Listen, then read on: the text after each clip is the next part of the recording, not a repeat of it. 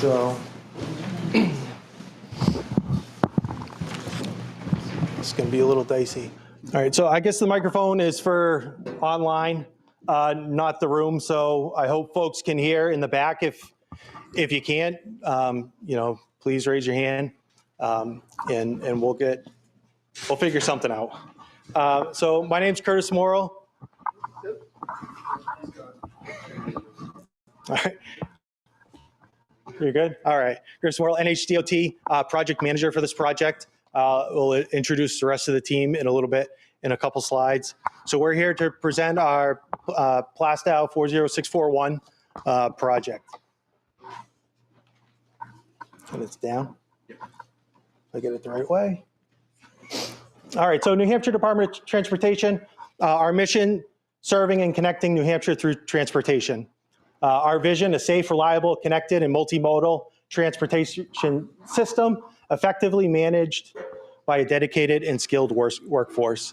So we wanted to provide a little intro about NHDOT. Our project team, like I said, Curtis Morrill, project manager. We also have Hans Weber here. I think folks may have spoken with him at the board. Lyra is here. I don't think Corey and, he is here. Corey and Emma Bell are also here. They're with DOT, our safety section.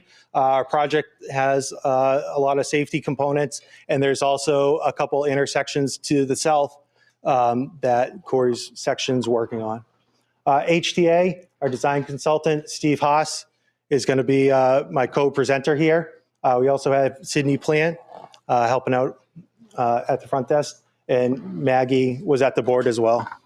Yeah, thanks. Also, Toby Reynolds, Director of Project Development for DOT, is here. Yeah, I would like this.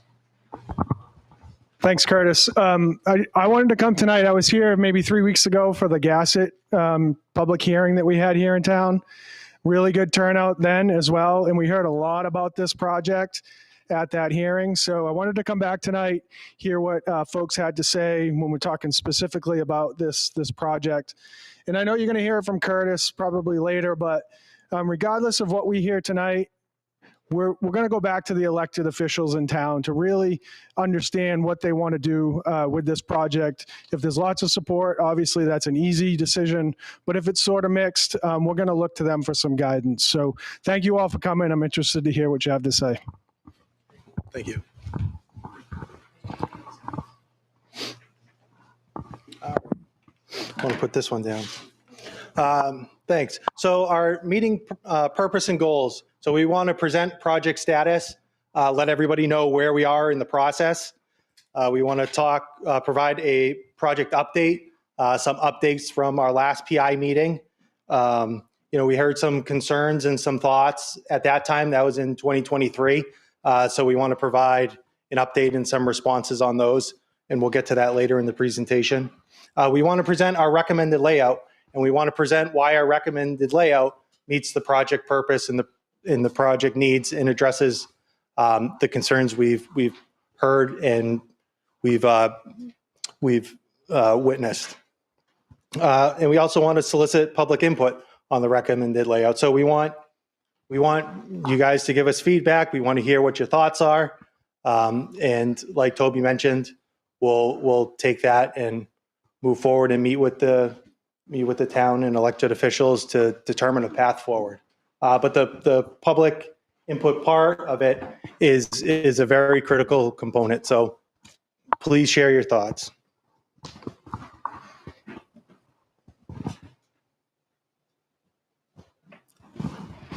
All right, project location. As you can see on the screen here, we're 121A Main Street, pretty much from the library to the railroad crossing.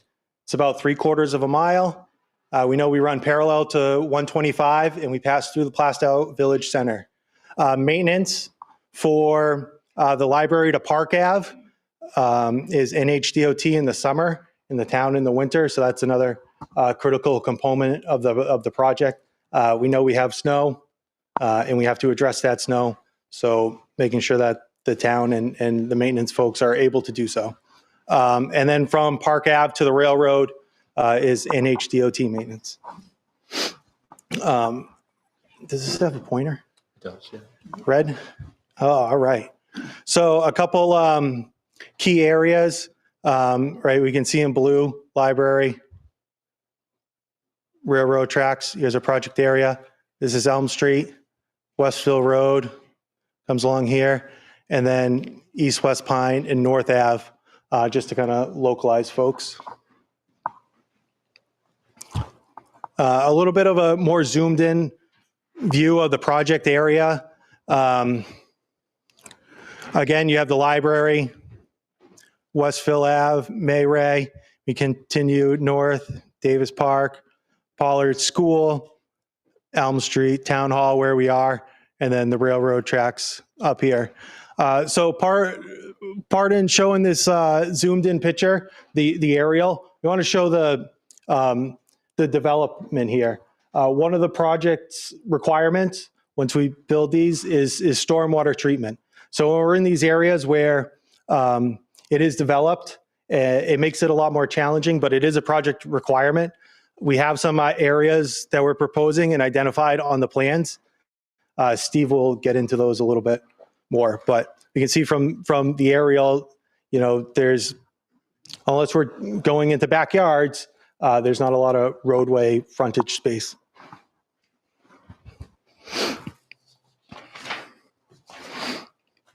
All right, purpose and need. Purpose and need, critical component of the project, kind of helps us look at alternatives, narrow things down. So when we look at things, we say, well, does this meet the purpose of the project?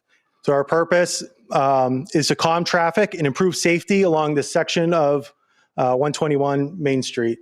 So one key part here is it says improve safety. And we're not just looking at vehicle safety, we're looking at pedestrian safety as well. So it's a larger envelope than just the vehicular traffic. The need demonstrated by crash frequency, Steve will touch upon that, high travel speeds, and limited pedestrian and bicycle infrastructure. We know there are some sidewalks out there, and we're looking to increase those. A little background on the project.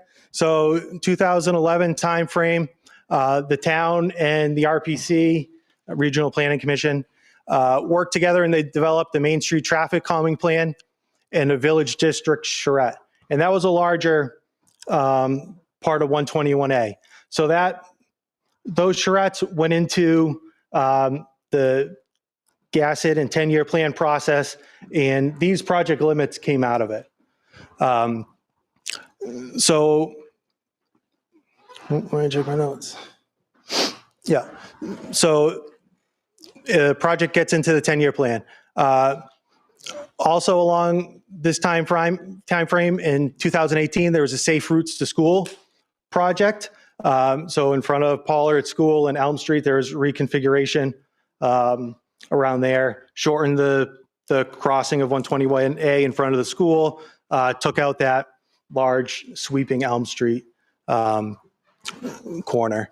And then also there's 2020 Plastow Master Plan. So a little bit on the 10-year plan process. One question that came up at our last public meeting was, well, how did we get those limits, right? So like I mentioned, that 2011 plan and the town and our RPC coordination went through this process, and these project limits were what came out of that. So along that line, from DOT side of things, there's no major regional significance here, right? This is a town-driven project, you folks-driven thing, right? This is something that we heard back then was a priority, and we wanted to address. So the state is here as an owner in the roadway, but it's really your project, and it kind of circles back to the public involvement component. We want you guys to let us know what you think. And if you were able to attend the GASIT hearings a couple weeks ago, that's somewhere right here in this step.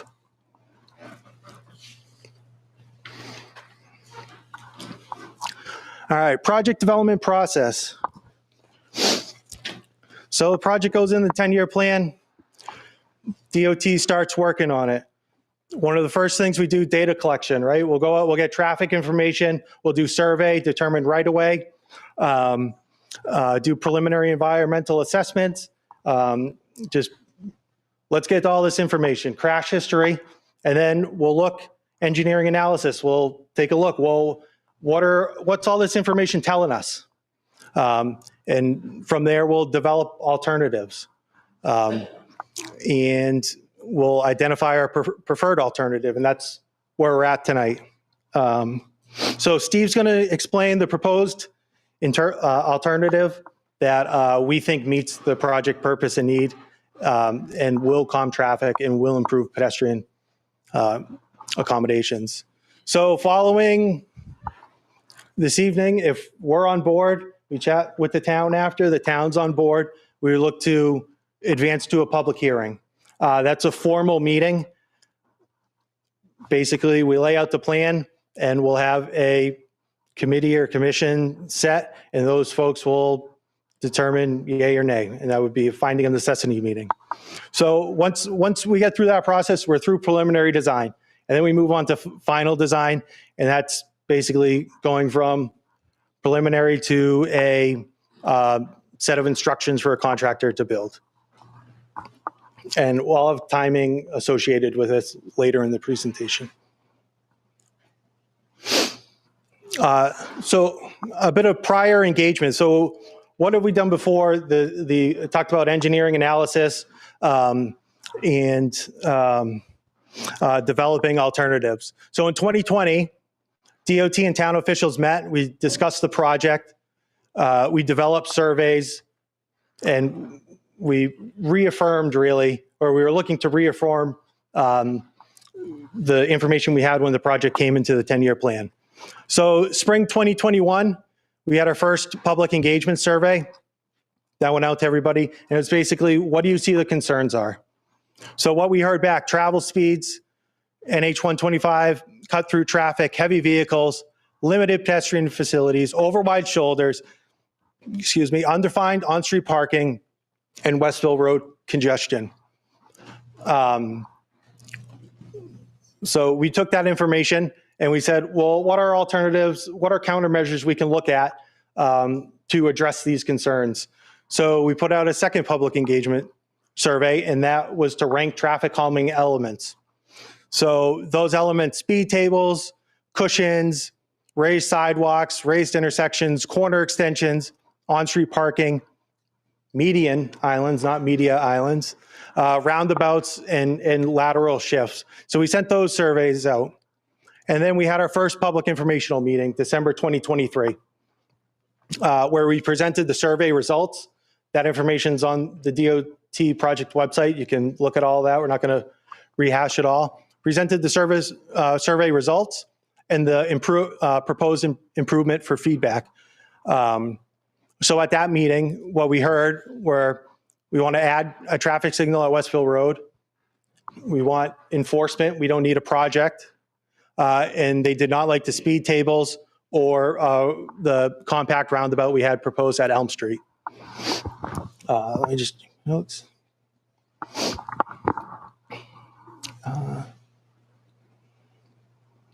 So after that PI meeting, DOT regrouped. We looked at this feedback, and we'll touch on a few things later on in the presentation. Largely from 2023 to now, what we looked to do was define slope limits, see what actual property impacts are, look a little further into what we could do with stormwater, but the ultimate roadway width and sections remained largely unchanged. All right. And with that, I'm going to turn it over to Steve. Steve's going to talk details, existing conditions, walk through the proposed improvements, and I won't steal any more of your thunder. Speak up. All right. Thank you, Curtis. I don't think I have quite as booming of a voice as Curtis does. So if anyone has trouble hearing me, feel free to just give me the sign to speak up, and I'll be happy to do so. So as Curtis mentioned, I'm going to start off by going through the existing conditions on the roadway. I apologize. Some of you may not be able to see the plan if I use the laser pointer, but I'll do my best. As Curtis mentioned, the project limits are about 3/4 of a mile, extending from the Plastow Public Library on the south end up to the Boston and Maine Railroad tracks on the north end. Throughout that entire limit, the posted speed limit out there is 30 miles per hour. We did have some speed data available to us that we took a look at. So the 85th percentile speed, which is the speed that 85% of traffic is going, that speed or slower, is sometimes used as a target speed for what the posted speed should be. That was 41 miles per hour. I think this was back in 2020, kind of in the midst of COVID.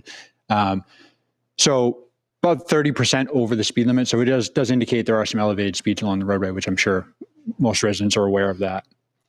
As far as traffic information along the corridor, we looked at 2 different counts within the project area. South of Elm Street, there's about 9,700 vehicles per day. North of Elm Street, that goes down to about 6,200 vehicles per day. Again, as I'm sure most residents are aware of, traffic comes up from the south, turns onto Elm Street, and then continues on to 125 to the north and does the same thing in the reverse direction coming southbound. So that explains kind of the drop in traffic volumes once you get to Elm Street. We've definitely heard a lot of anecdotal evidence of traffic using 121A to bypass 125. We're not aware of any formal study that has been done to show that. We did take a quick look at some of the DOT's TomTom data, and that did indicate, with a real quick look, 10% or more of traffic cutting through. Is that the right number? Not positive, but we do know that traffic is using it to bypass some of the congestion on 125. To that end, heavy vehicles, I have a number up here of 8% heavy vehicles. That's a pretty elevated number for a minor arterial roadway like 121A. Again, kind of indicating that the trucks are bypassing the congestion on 125 and coming up Main Street. So the typical section of the roadway, that's what we call it, the typical cross section, the lanes, the shoulders, et cetera, whatever makes up that roadway. In the existing condition, there are 2 12-foot travel lanes, 1 lane northbound, 1 lane southbound. There are no what we call auxiliary turn lanes, left or right turn lanes at any of the intersections out there today.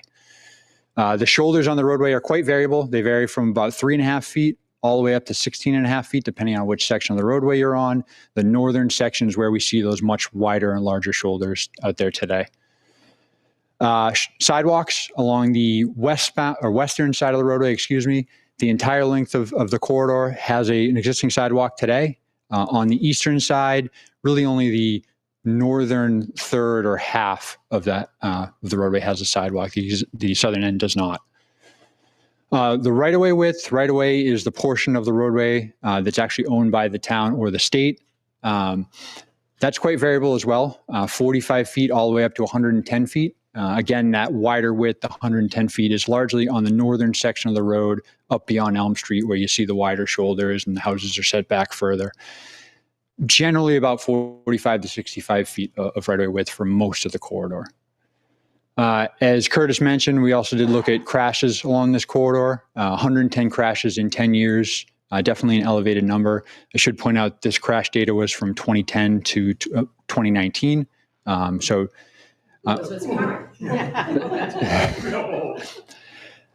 Don't imagine things have changed out there. To that end, we're aware there's still serious pedestrian and bike crashes out there, as well as a fatal crash at Westville Road back in August of 2023. So we know there still are concerns out there. On the environmental end of things, we've coordinated with the environmental resource agencies and cultural resource agencies at New Hampshire DES and the like. For natural resources, there's a Seaver Brook crossing that crosses the road kind of right in the middle. And not gonna bother. Right in the middle of the project, small brook, that's the photo in the top right-hand corner of the page. That's the culvert going underneath the roadway.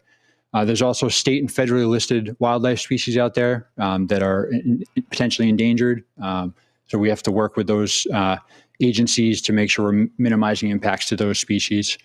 Plastow is also an MS4 community, which is a stormwater requirement, basically meaning that Plastow has to get a permit and regulate their discharges of stormwater to surface waters. On the cultural resources or historical end of things, the Plastow Town Hall is a National Historic Register eligible property. It's not currently listed on the register.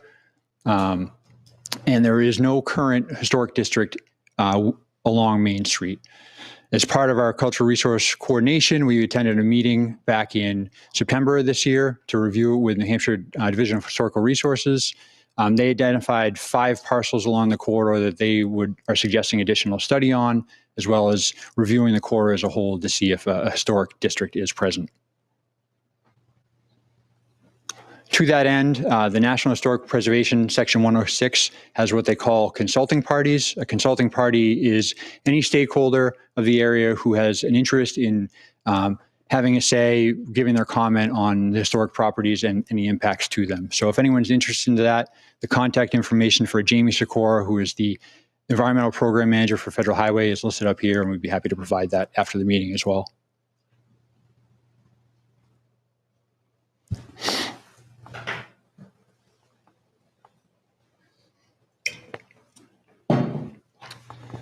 All right, so moving on to the proposed action.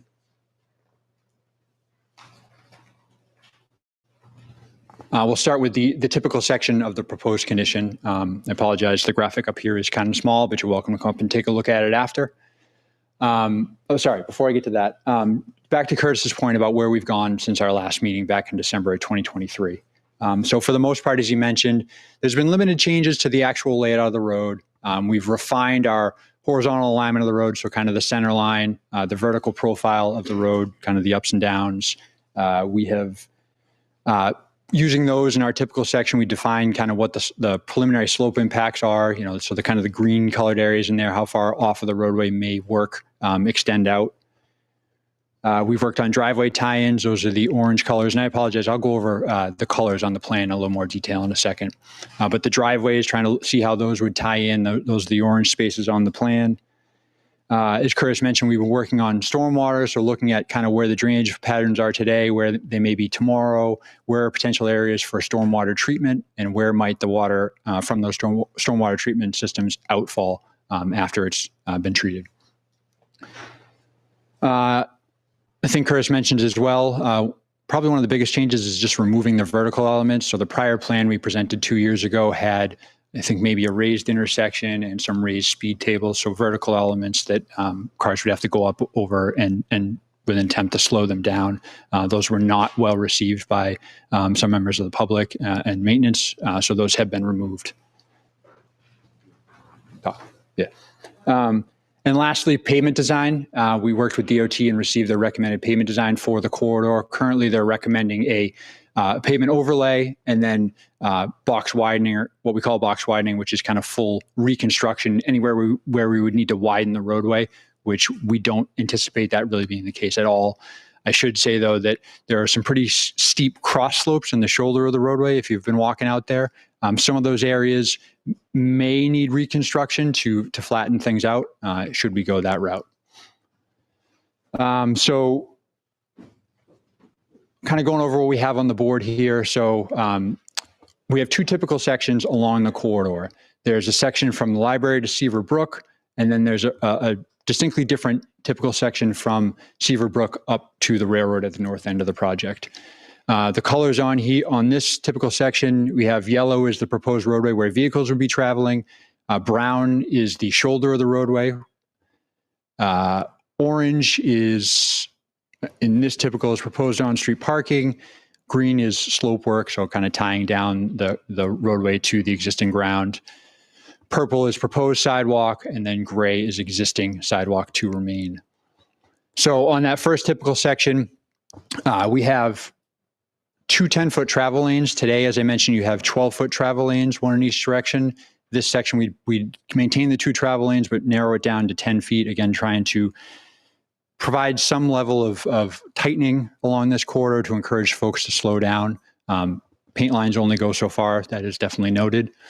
And then a 5-foot shoulder. We're not specifically showing that as designated for bikes, but it does meet the requirements for a formal bike shoulder. The edge of pavement throughout here is going to be pretty similar as it is today. It's not that much of a constriction, really formalizing it with curb and narrowing the travel lanes up, trying to just show it as a more slower speed urban type area. With sidewalks on this, as I mentioned previously, there's an existing sidewalk along the western side of the roadway the entire way. The goal is to keep that as much as possible. There may be some areas where we need to reconstruct it just due to the grades or the condition, but the goal is to keep that as much as possible. On the east side of the road, as I mentioned, only about half the road or a third of it has a sidewalk. So the purple is shown as constructing a 6-foot wide sidewalk on that side.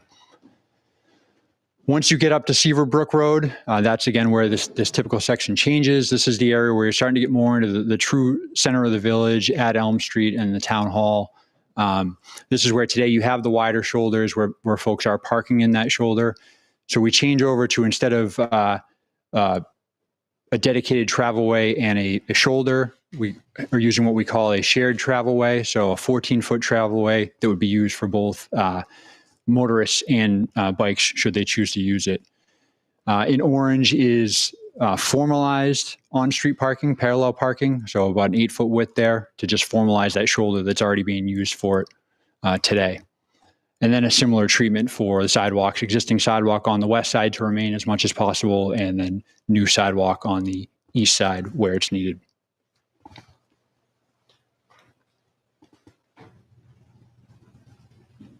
A bit of a lag here.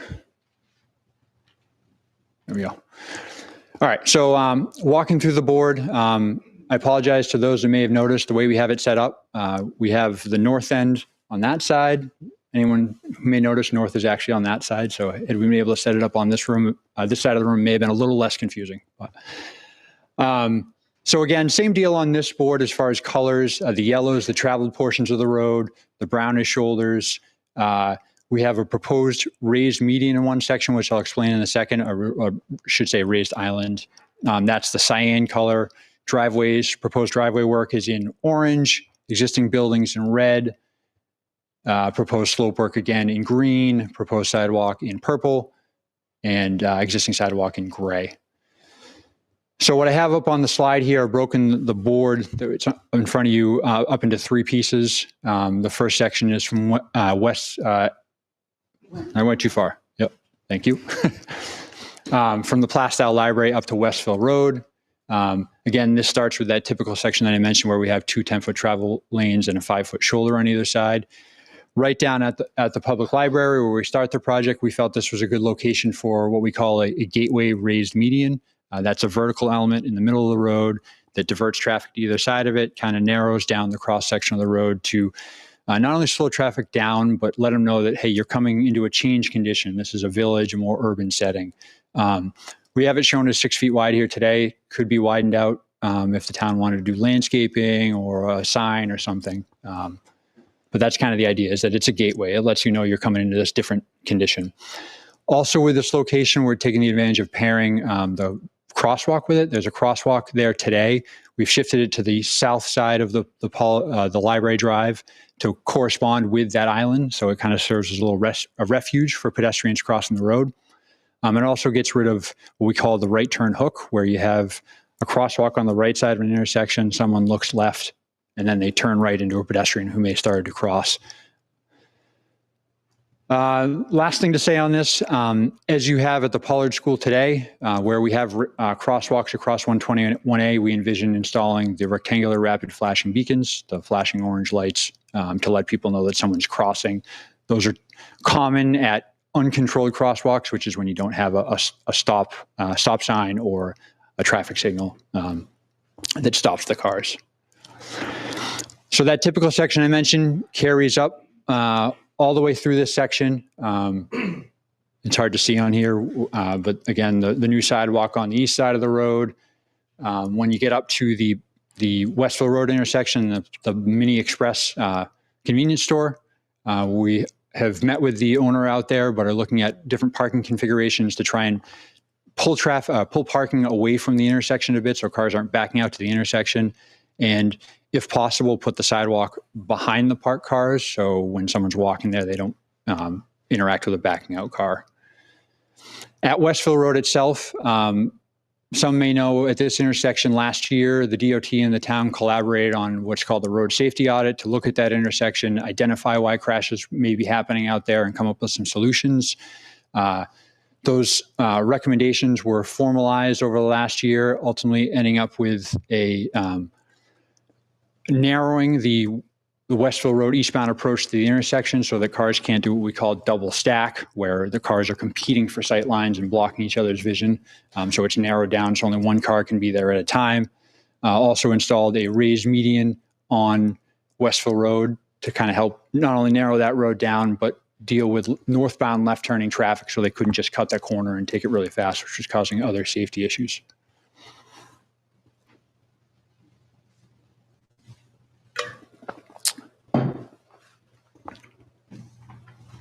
All right, moving on to the next section. So this is Westville Road up to Elm Street. That same 10-foot travel lane, 5-foot shoulder, typical section I mentioned applies here. It carries up through to the Seaver Brook culvert crossing that I showed previously. Again, kind of in the middle of the slide here. More or less from that point, that's where we go into the wider shoulder areas, the more village feel where there's shoulders and people parking along the shoulder. So at this point, it made sense to change up the typical and go with something different. So this is where we transition to that shared travelway and formalized on-street parking. With that on-street parking, in areas where there aren't parking spaces, we've taken advantage where we could to put in curb extensions, which bring the curb out basically to the edge of travelway. That not only helps give the roadway a narrower feel to it to help slow down traffic, but also for pedestrians where you have crosswalks, puts them out in front of that parked car so they're more visible and narrows down the actual distance they have to cross the road. So that typical section continues up to Elm Street. I should say at Pollard School, the existing curb extensions, rapid flashing beacons, and crosswalk there, looking to incorporate that as is, that'll stay. As you get up to Elm Street, not really proposing much for changes there today. The existing stop control on Elm Street is planned to remain on this plan.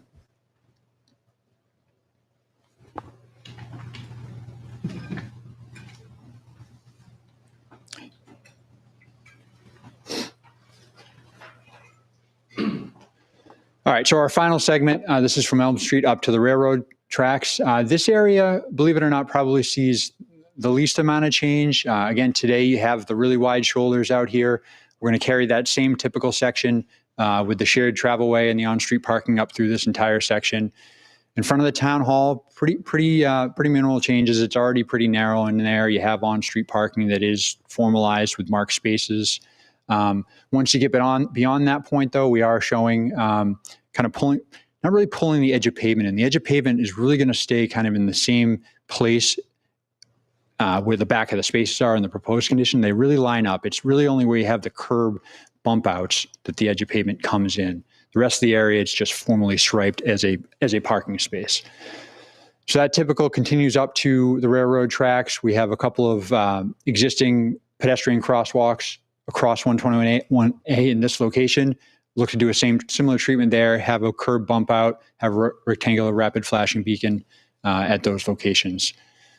As we get up to Dustin Ave, we have a couple of head-in parking and locations on either side of the street there. We are looking to make some changes there as well and have a couple of alternatives shown to convert that to parallel parking. We are working with those business owners as well. And lastly, we tie in at the railroad tracks, and that's kind of our project limits, but we want to make sure that we work with the railroad to make sure that our infrastructure meshes with what they already have out there today. Give this a second. Maybe not. There we go. All right, so last slide for me. I just wanted to zoom in on a couple of these features, a little closer detail to give you a little more information. Top left corner of this slide is that raised median gateway that I mentioned. So the purple in the center would be a curbed raised feature. Again, we have it shown as 6 feet here, which is kind of the minimum, especially if you have a crosswalk that comes through it, but that could be widened out for additional amenities. And then again, the crosswalk going through it. On the top right, that is the on-street parking with the curb extensions. Just kind of zooming in on that, you can see the green that kind of bumps out and narrows in that section, and then it widens out to where you have those formalized on-street parking spaces. So again, giving it a little tighter feel to slow traffic down. Bottom left is just showing the added sidewalks there in purple on the bottom of that picture. And then lastly, stormwater treatment is the bottom right. So You may see on the plan, we have several locations where we kind of have a green square that's marked out and it has a label that says potential stormwater BMP. BMP stands for best management practice. It's kind of the best, treatments for dealing with stormwater and making sure the pollutants are removed from it. So we tried to identify a number of areas where stormwater treatment is maybe feasible. That's based on, can we get water drainage to it? Is there space to actually build some sort of measure? And then can we actually get water out to the surface waters they were discharged to? We have a lot of areas shown. They're just potentially feasible. We anticipate that those areas probably will shrink once we do more investigation and come up with what the preferred locations will be. So with that, I'm going to turn it back over to Curtis. All right. Thank you, Steve. So to kind of summarize, our overall proposed improvements, right, are something in order to calm traffic, we need to induce some sort of character change to the roadway. So that's what we're looking at, the curbing, narrowing things up, on-street parking, all of these elements that provide some sort of friction along the roadway to induce slower speeds. Enforcement is fantastic. When it's continually done, it results, but that's obviously, a resource constrained element. If we implement physical change, it's something that's in place 24 hours a day, and should have this desired effect. We believe it will have the traffic calming effect.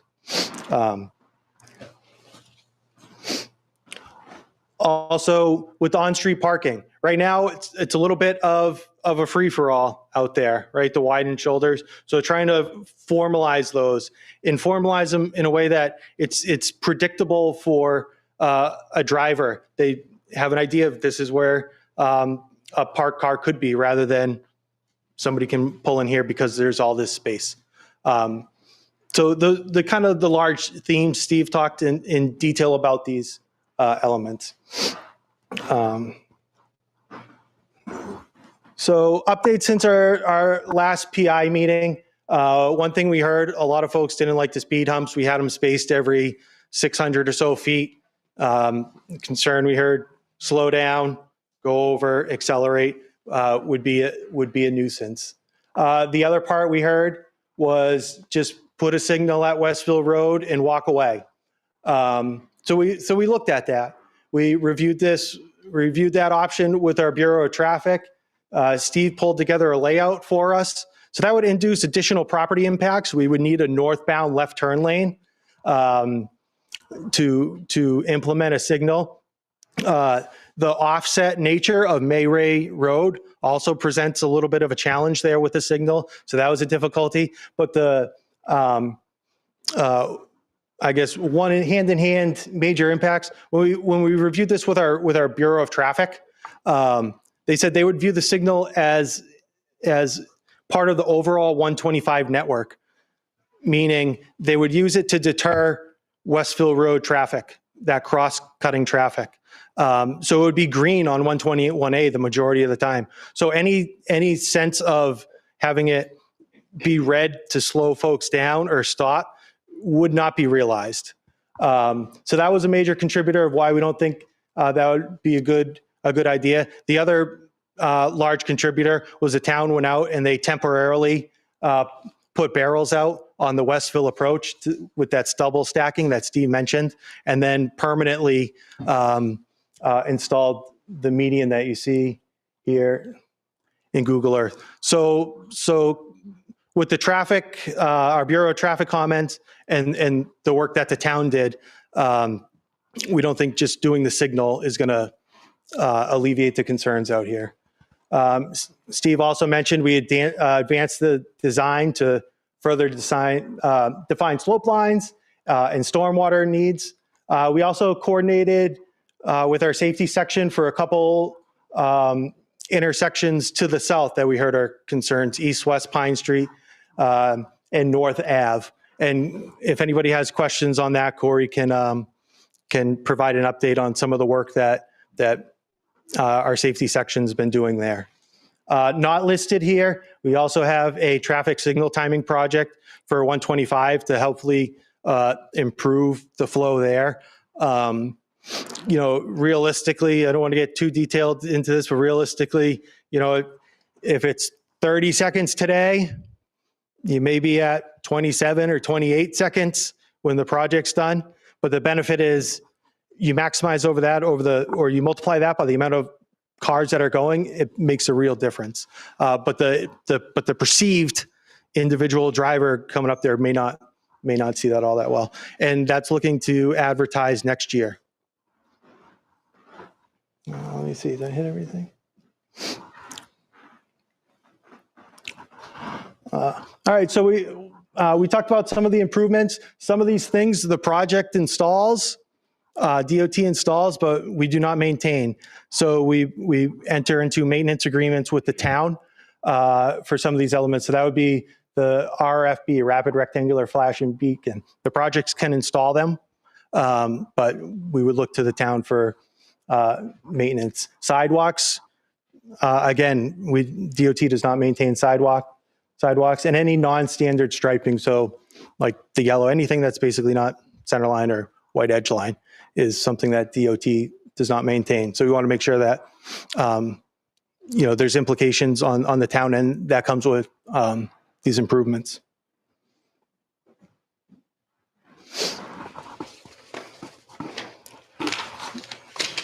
All right, budget and schedule. So funding 80% federal, 20% state. And our current construction budget is $850,000. So the project entered the 10-year plan, a little underfunded.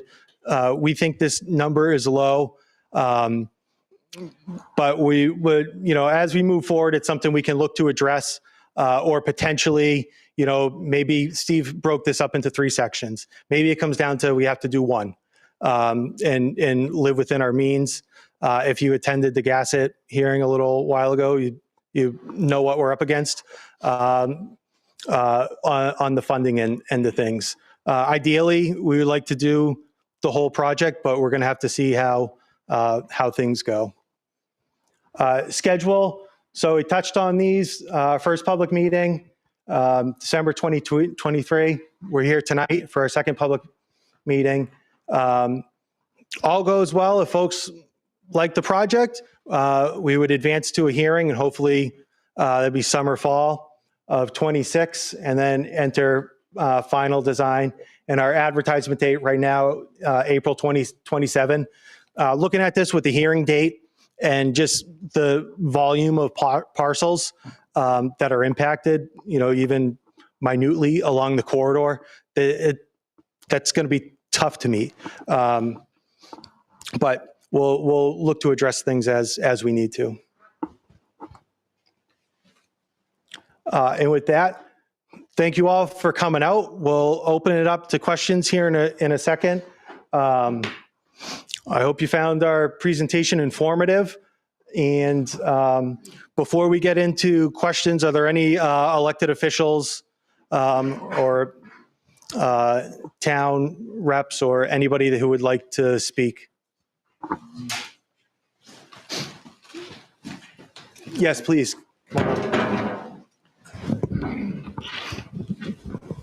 My name is Representative Robert Harb. I represent Plastow, Southampton, and Newton, but I live in Plastow also. I'm also the town moderator and the school moderator. I'm here speaking 2 parts. I know that the town officials are going to tell you they have a lot of concerns about the bump outs, about paving, about the raised road, which I think they'll comment on. I want to bring up that the southerly end, and you said another gentleman may talk about it. I live off of West Pine, and we had a vehicle death there this year. And we know that from the last gas meeting that the Rockingham County Planning Commission recommended that we start doing work down at North Ave. I've probably traveled North Ave now for 40-something years every day. It needs work there. And with the death at East West Pine, we need work there. We were told at the gas meeting to come here and talk about why can't we have that and follow maybe the request or proposal of the Rockingham County Planning Commission. So I'd like DOT to take that into consideration, that there's enough more work needs to be done on the south. I'm concerned that it's a 10-year plan, and I don't think the town and the people here, and especially those on Main Street and North Ave, can wait 10 years to talk about the southerly end. So I bring that up. I know you're going to hear a lot of other people speak about it. When you have the meeting with the elected officials, I'd appreciate if I could be notified of it. I also bring the greetings of our senator, Senator Abbas. He's not able to be here tonight, but he advised me that he would support the work and the voice of the people. So I wanted to I told him I'd mention that tonight. So I think that's all I have to say. Thank you.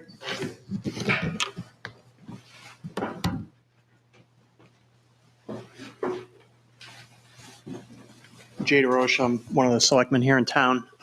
We did meet with DOT last week, and we did raise some concerns that we have. I guess my main concerns are with the narrowing of the road.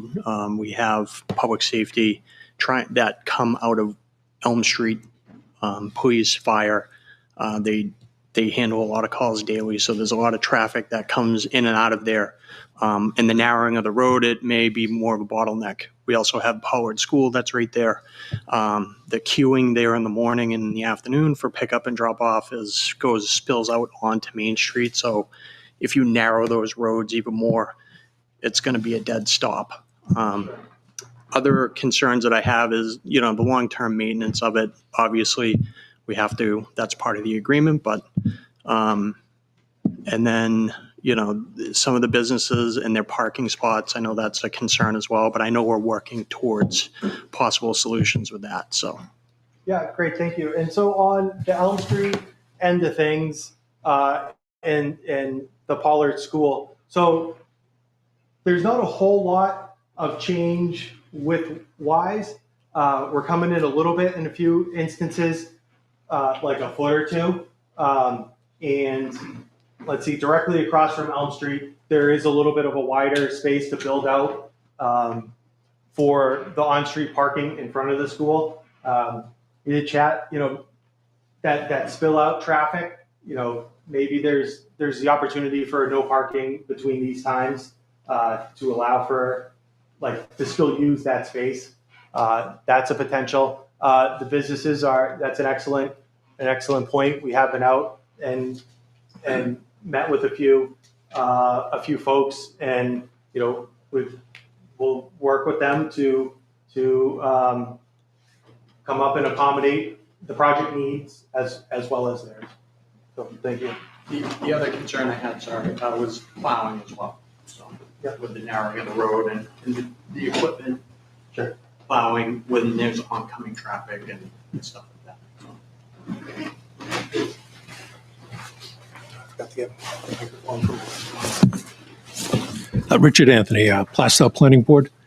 I guess my question I have, I've heard your presentation was excellent, but in terms of addressing, let's say, 121 being used as a throughway for trucks coming north and south, I didn't see anything in this plan that would dissuade that type of activity. It seems that a lot of these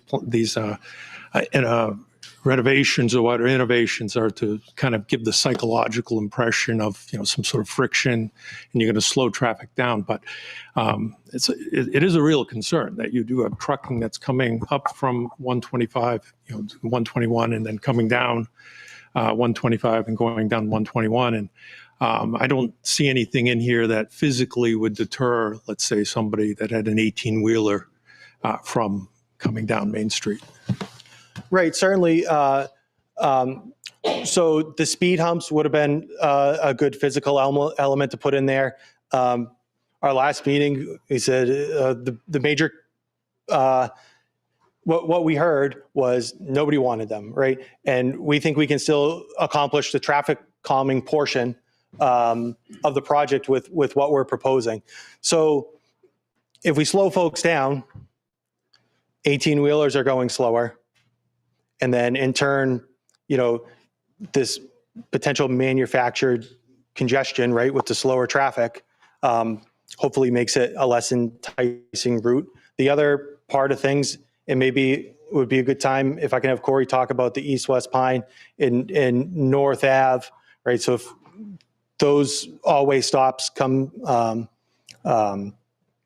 realized, that may be another avenue that'll prevent folks from coming up, or prevent the trucks from coming up 121A. Right, just to amplify that point, I did go to both of the Gasset hearings, the one that was held here and then also in Greenland. And, we did, I did put out that, if you were going to do a four-way stop, that having one, let's say at the, towards north, towards the north road portion, and then maybe some strategically located further up, just to, alleviate the fact that someone's going to stop and then you're accelerating basically to the railroad tracks. Right. But just the point, the whole point of, let's say, a speed bump, okay, is to be annoying, okay, and to change behavior. So if people are saying that that's really going to be annoying because you have to slow down and then proceed, I think that achieves the goal. And, Right. And I didn't get it from like a driver annoyance. Right. I got it from like a braking sound and acceleration, like a noise, like added noise. That's what. Yeah. But any golf time. course that you see where there's traffic, like, Belmont is, I'm going to an example, you can't go more than 50 feet without going over, let's say, a gentle slope. And that immediately calms traffic right there. So I guess that'll just be my last comment on that. Thank you. All right. Yeah, sure. I was going to have Hans bring up a presentation, happen, but Corey, don't we worry. might be a little limited on USB sockets in the laptop, so we'll make do. I know I was introduced at the beginning, but I'll do it again. My name is Corey Spetalunas. I'm the Safety Section Project Manager at the DOT. We're still kind of a relatively new section. We've been kind of in and out for the last 7 years or so, fully staffed for the last 2. This particular corridor has been on our radar for several years, coordinating with the town at Westville. So hopefully that improvement has been beneficial to the traveling public. Otherwise, the intersections that have been addressed, North Ave at 121A and also the East-West Pine intersections at 121A, those are intersections that we're looking at to convert to all-way stops. And I have a brief, I won't bore you too much. I've narrowed this down quite a bit for this purpose, knowing that I don't want to hijack this meeting fully. I don't have a pointer. Does this pointer work? Which button advances this? Hit down. Other way. This way? Hit that way and then hit down. Perfect. Okay, so I'll breeze through a lot of this. We already talked about the traffic calming project. Curtis mentioned the project on 125 for the signal coordination. At North Ave particular, which is what this slideshow is tailored to, there is an overhead beacon. You'll notice it flashes yellow in the 121 direction, 121A, red on the North Ave. Those get a lot of requests to install. They have very limited actual usefulness in reducing crashes. For anyone that goes through an intersection on a regular basis, they basically become invisible. I will admit they are very useful for those unfamiliar with the area to identify an intersection, but for the majority of people in this room, I bet you half of you would not even have noticed there was one there if I had it pulled. Crash history, we have had 12 crashes at that intersection since 2022. Mental note, crash rate of 6 per year. Really quick, why always stops are becoming more prevalent in New Hampshire. There is, the MUTCD is kind of our traffic control Bible, if you will. There are regulations in there and guidelines that have certain requirements for always stops and when to do them and when to not and what to consider. Those are met. I trimmed those slides out. I'd be happy to go through if anyone has questions later, we can talk about it. Our initiative in New Hampshire really stemmed from the success in North Carolina and Delaware.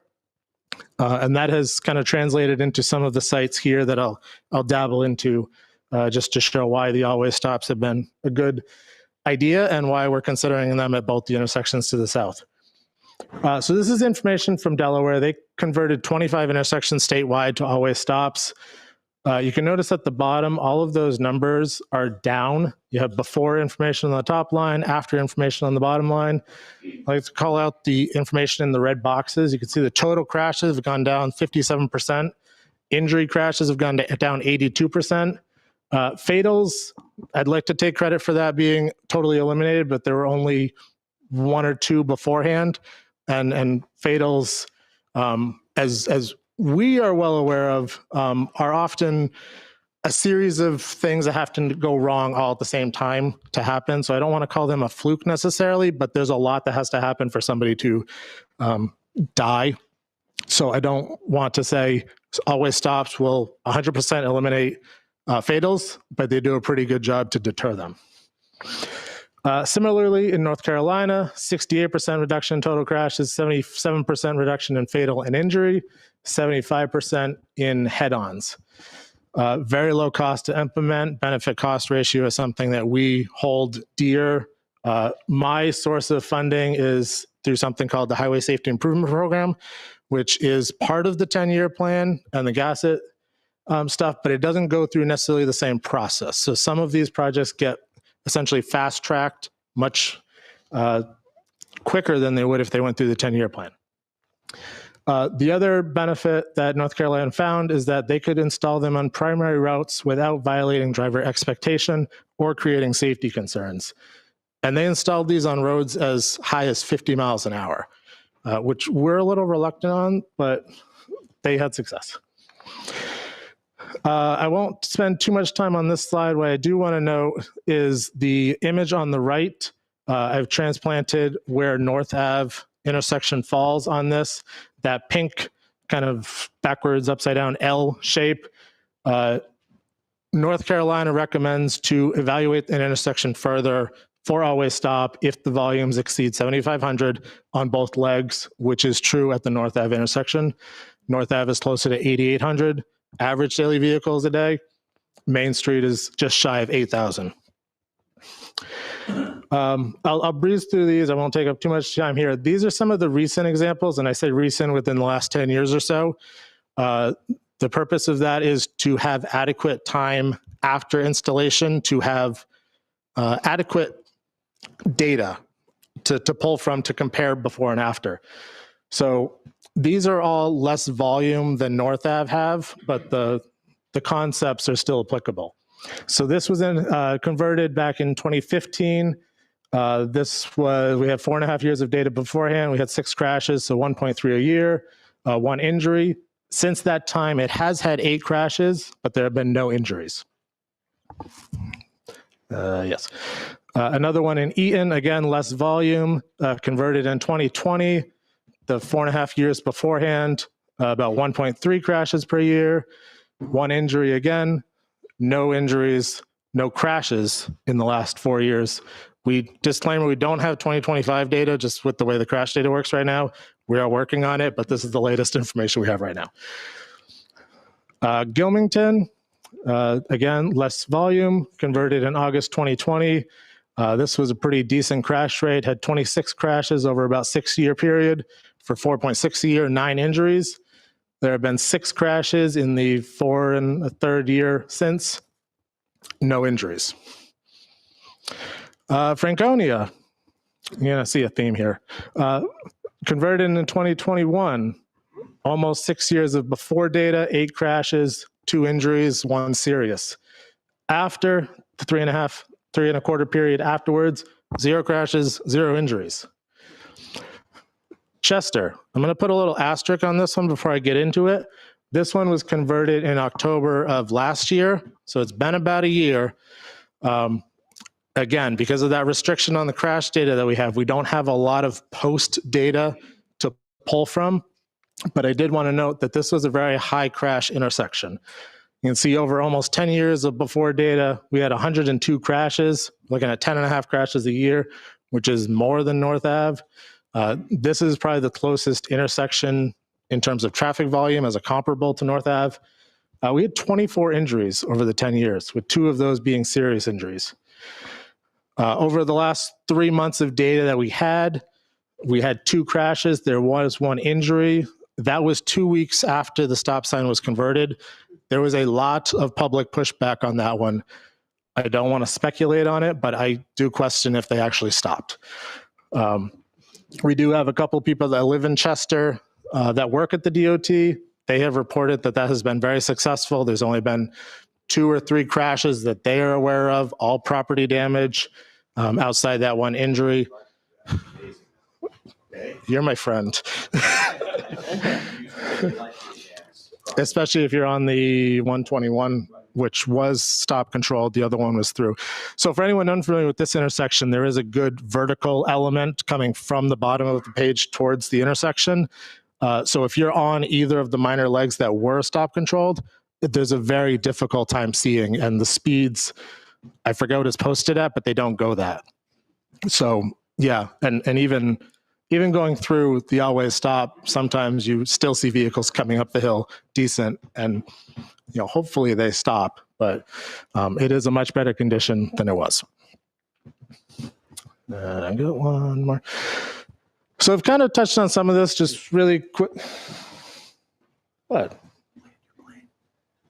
No. So pros and cons of this, we've kind of touched on them. Again, I think most people could probably read these, so I won't spend too much time on it. But the ultimate benefit on a road like 121A south of this project that we came here to talk about is that it does deter speed, or it lowers speeds in the same kind of discussion point, deters vehicles from using 121A as a cut through, because now they have a stop potentially at North Ave. They have a stop potentially at the East-West Pine intersection. They have the traffic calming elements that this project is anticipated to provide. And the gentleman was right. There is no physical obstruction, but you do have a lot of that perception of drivers that the road is narrowing and opening and narrowing and opening. And if vehicles are in those park spots, you carry that effect through. So now instead of a wide open swath of pavement that people may or may not be using for parking or biking or whatever, now you have lines on the road that define your 11-foot lanes. You have cars on the side that you need to pay attention to. You have additional crosswalks that now, maybe someone's coming over to go across the street. So you kind of couple all those things together. It brings the speed on 121A drastically down from what it is today, which we can all acknowledge is higher than it should be. And those larger trucks that are using Google to bypass 125 using 121A are now redirected to stay on 125 because 121 is taking longer. So it kind of snowballs, and now you get your downtown back, and now you get a little safer crossings, and now you get a little more peace of mind biking. I do have some analytics. I won't run these now. I don't know how well you'd be able to see it anyway, just to show how well North Ave functions. If anyone's interested in seeing that, I can set my computer up afterwards and we can look at them.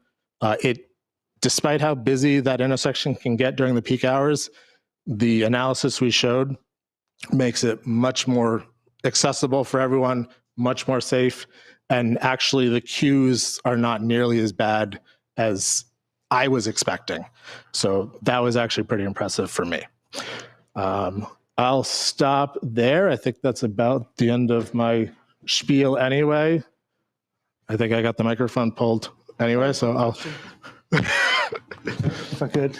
On that four-way stop at North Ave where Chandler is. Yes, sir. Does it consider the fact that people take a right and slam on their brakes to take a left on a Chandler to cut across to 125? So and how would that stack up cars back into the intersection? So we had looked, it's hard to control with this. So I had 2 iterations, essentially. I have the existing, and then I have 2 versions of proposed, where this one is showing stop control at both North and Chandler, because that was my concern too, is you clear North Ave with an always stop, but now traffic coming southbound is either blocking the intersection or someone's trying to take a left out of Chandler and somebody waves them through, but someone's accelerating from the always stop you just installed. So I had 2 versions. I haven't really figured out which one's more safe. One is just North Ave being an always stop. The second one is making both of the intersections an always stop. I mean, if you wanted to deter traffic, make them stop again. I realize that would be really annoying and frustrating for people that go through there every single day, especially local traffic. I don't have a dog in the fight necessarily on Chandler, but I'm on the other end of Main Street, but I drive through there every day. Has it been considered to block either end of Chandler? We haven't looked at that. Maybe the 125 end, or whichever end the neighbors want, the residents on Chandler would want. I don't know which one's less convenient. I'm not sure if Chandler is a state road or a city town road. So that would be up to the town to coordinate something like that, which is totally within the realm of looking at. I haven't personally looked at it. So I think if Chandler is blocked, right now people come off North Ave, they hit the gas, slam on the brakes, put their blinker on, and you know, I'm behind them in a 1-ton pickup truck, and hopefully I don't run over them, or a bigger truck necessarily. But I think if you maybe closed off Chandler on either end, whichever end is most convenient it's going to make Chandler a much quieter road, which I think would be good for the neighborhood. And I think it probably would stop some of the North Ave traffic from coming, because a lot of people are just using it to cut through to 125 instead of going around and using 125. Chandler had a lot more volume than I thought it was going to, and probably for that reason. Yeah. So that's something we could discuss with the town and look at, because I think that would probably be a good consideration. We with also this. We haven't put looked an at easy pass for Massachusetts. At a toll here, plates. right at North Ave, right where it crosses the line. If you're from Mass, Toby, you have to take a pay a note. toll to come into New Hampshire. Or the whole city, maybe, also. That would help 125. And then the last comment I have is in regards to the kind of narrowing over here. I will say I've been in the last, it didn't happen while I wasn't around. I wasn't around for a lot of years, but even though I own the place. But for the last 2 years, I've been passed twice in the wide shoulder over the railroad tracks at like 50 miles an hour. Can you say that again? Over the railroad tracks? That's not being addressed. I just want to make sure they've heard that. Over the railroad tracks. Yeah, but it was on this side of the railroad tracks. I was past, I was driving down, and someone, because I was going 30, which is what I do, someone went around me over the railroad tracks and back over. And it actually happened on the other side as well. Coming the other way, I was passed on the medium as well. So, I mean, yeah, I think the narrowing, I don't like the feel of it, I guess, when I'm kind of constricts things, but I do agree it probably would slow things down. And, we'd probably have a lot of cars with broken suspension and rims after they hit the curbs, but it'd be kind of plinko through there for the first bit, but it may work. I don't know. Thank you. Thanks. This project has 5-foot shoulders, right? Correct. So, yes, you'd still have 16 feet of pavement. I don't think it would feel quite as narrow as we might be making it sound. I don't want to take over your meeting. Do you want this back? Are you done? Depends on the questions.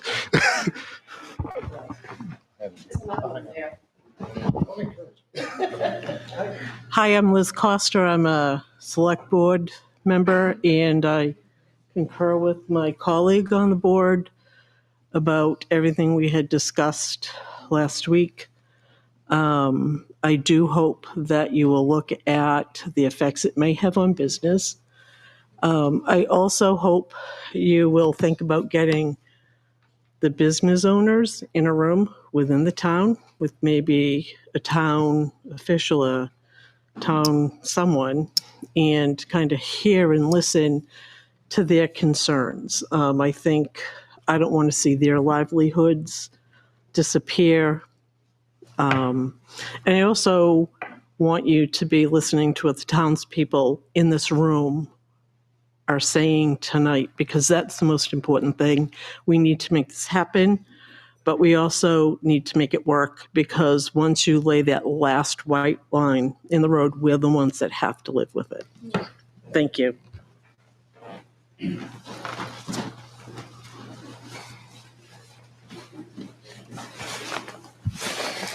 Dan Garlington, Highway Supervisor. Obviously, I'm concerned with the maintenance of this corridor. We generally already maintain this corridor as we speak, but I anticipate the cost of this to increase. The resources that we have will not be adequate.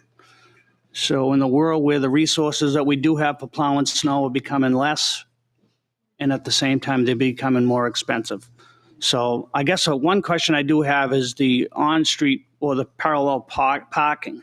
Are those parking spots going to be the responsibility of the town, or is that going to be the responsibility of the property owners? It'd be the town. Okay. Which adds a whole different animal to our procedures that we have today. Right. It's more of, snow. right. You have some on-street parking right out front of here, and it would just be, in addition to that. Yeah. Yep. Which the on-street parking that we have in front of Town Hall is very, very difficult to maintain.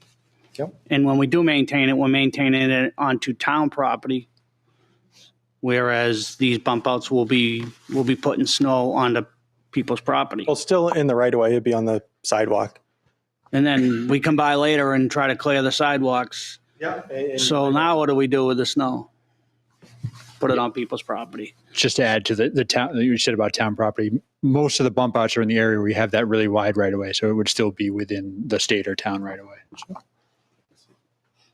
The curb areas where the park on-street parking, the parallel parking will be on town property. Or state property, whichever. Okay. All right. My concerns are, my job is to maintain the roads. My job is to provide a budget that the townspeople can accept and live with.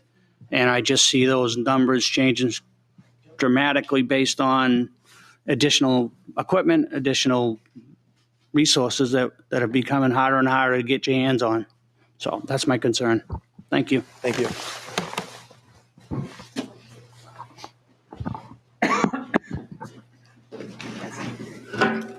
Evening. Thank you for the presentation. And there's been some good information put out here this evening. But one of the questions, my name is Dan Pollockman, by the way, and I actually used to be on the committee for this in the beginning. But anyways, the question that I've always asked and have never gotten an answer to is percentages of success in other communities with these particular changes.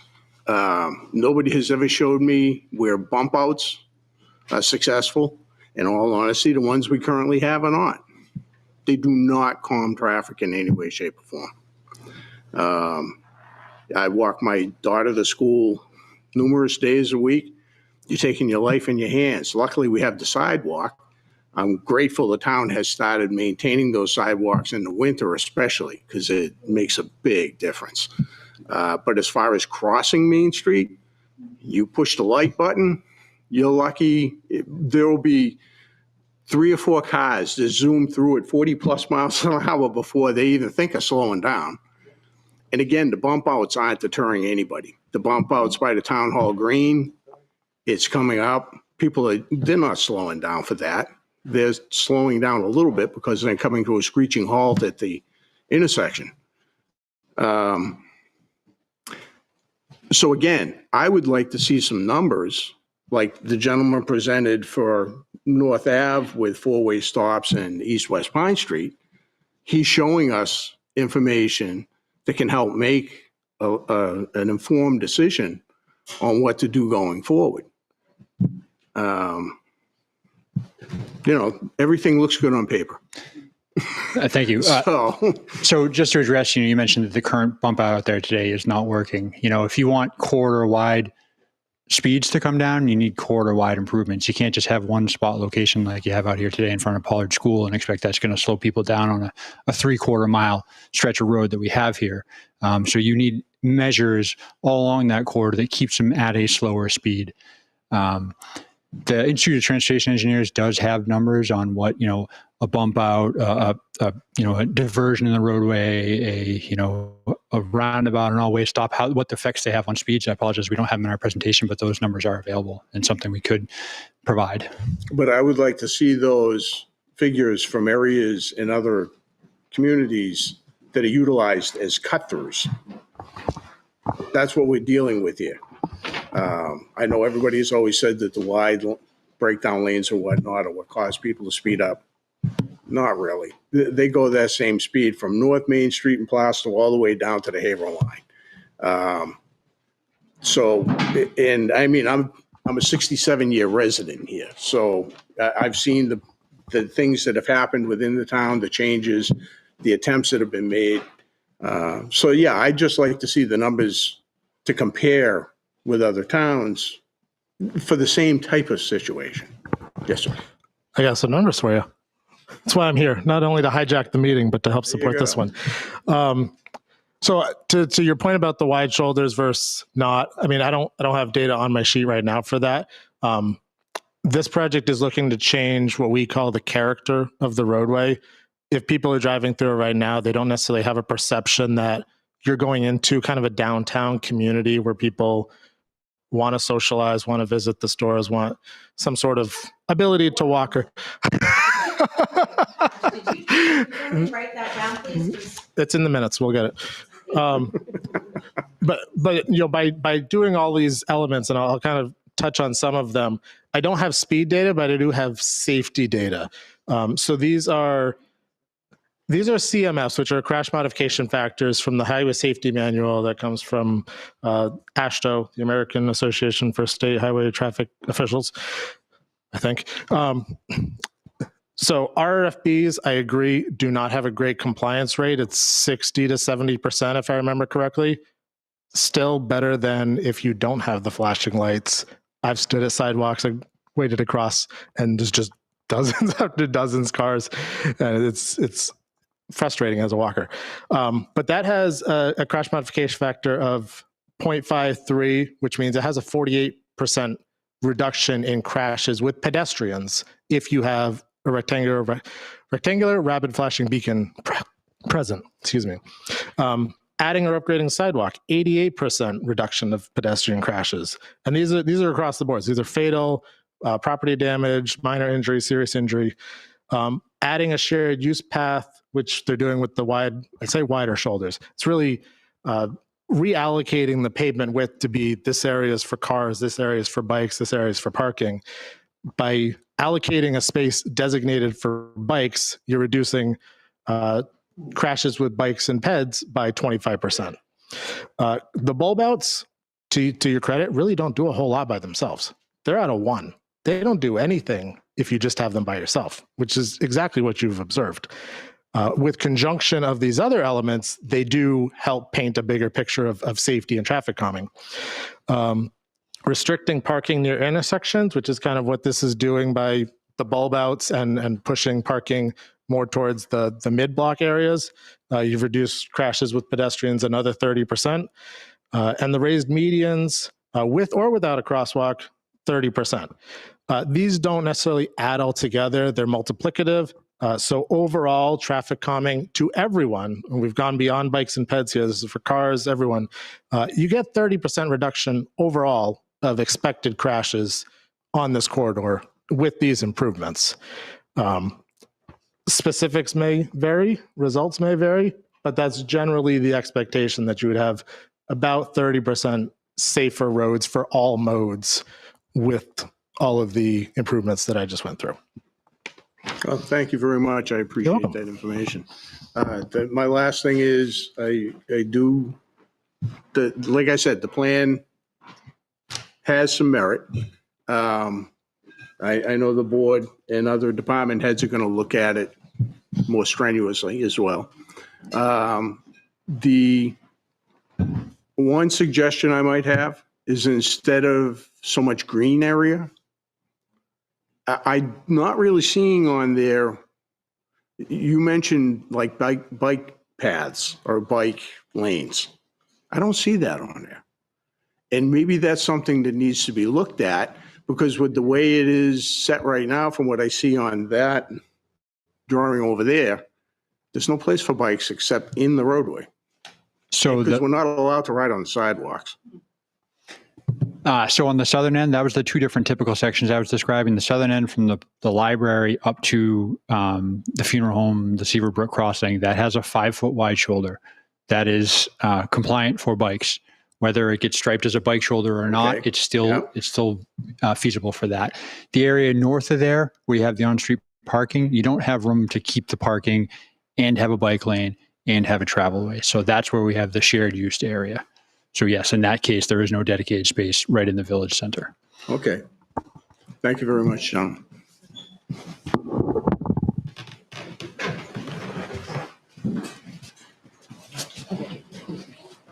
Tim, you're gonna have to be a little more aggressive. Tim. You're gonna have to be a little more aggressive.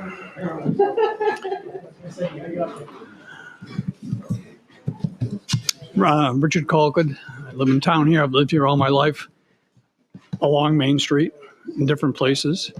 The congestion here has been going on and getting worse for years and years, obviously. Hasn't gotten any better because 125, as you said, the lights haven't been synchronized, and townspeople voted on that umpteen years ago for that to be done, and the state has never done it, or we never paid for it, one or the other. But the bump outs, I think, are very dangerous from Elm Street down because of police and fire department traffic going to emergencies, responding to emergencies. There would be no place for people to pull over to get out of their way.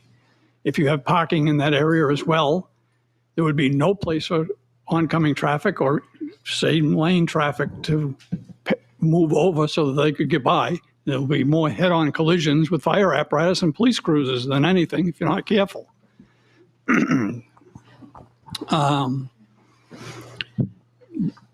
There's no reason why a stop sign couldn't be added at the four-way intersection at Westville Road and Mayray Avenue and Main Street to slow people down, or at West Pine Street. I know that's a little bit out of your projected area, but it doesn't cost much to put up stop signs. Or the town or the state. It's a state road. The state should be doing it. Yeah.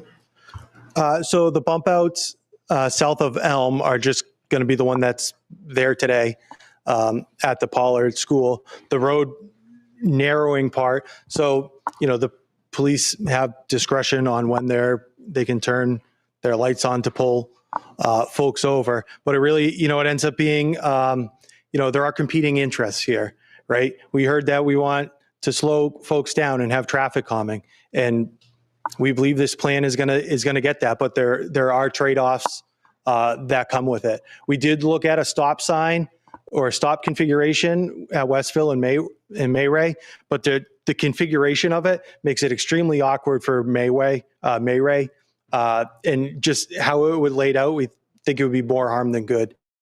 And then hopefully Corey's projects to the south are realized, and you can have that benefit outside of this project limit. I think you're making a big mistake with bump outs, but whatever. Thank you. I just want to clarify the always stops. It won't be long. The always stops at East West Pine and North Ave. We are slating to do those next year as part of a statewide always stop program. I neglected to mention that during my longer than Curtis wanted presentation, but that's okay. So, again, we're gonna solicit with the town and verify that that's something that they want to go forward with. I believe the last indication was yes, but we'll verify again just to put a timeline on that for you. Okay, thank you. Please. I'm Linda Melville. I live at 105 Main, which is right at Westville, Mayray, the whole 9 yards there. I think the one-way road made a huge difference on the exit.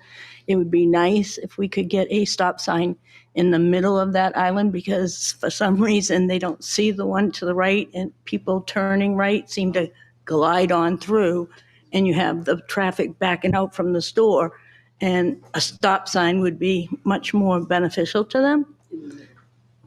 In the middle of the road. Yeah, so I think flanking, so you have it on both sides. They have a median there now, put a full-size stop sign right there. I think they can't see it. I don't know. They don't, or they look at it as a yield sign, but they're not stopping, especially when they're turning right. Yeah. Sorry, Go ahead. Okay. So for, the town did that improvement, right? I think it's huge. I think it's great. Thanks. Yeah. So for an immediate stop sign, I think they would be your avenue for that. If it's something that we like and we move forward with the project, we could just perpetuate it. And then if the they other wanna put it in concern there. I have is putting sidewalks on my side of the street. There's 4 or 5 houses there that we're already practically on the street. Sure. So we would have no room for anything. And 2 of those houses, one of mine is the garage, and my neighbor's house, we've already had collisions into our buildings. So to have more traffic focused on us closer, I think is detrimental to the houses that sit right too close to the road already. Thank you. Thank you.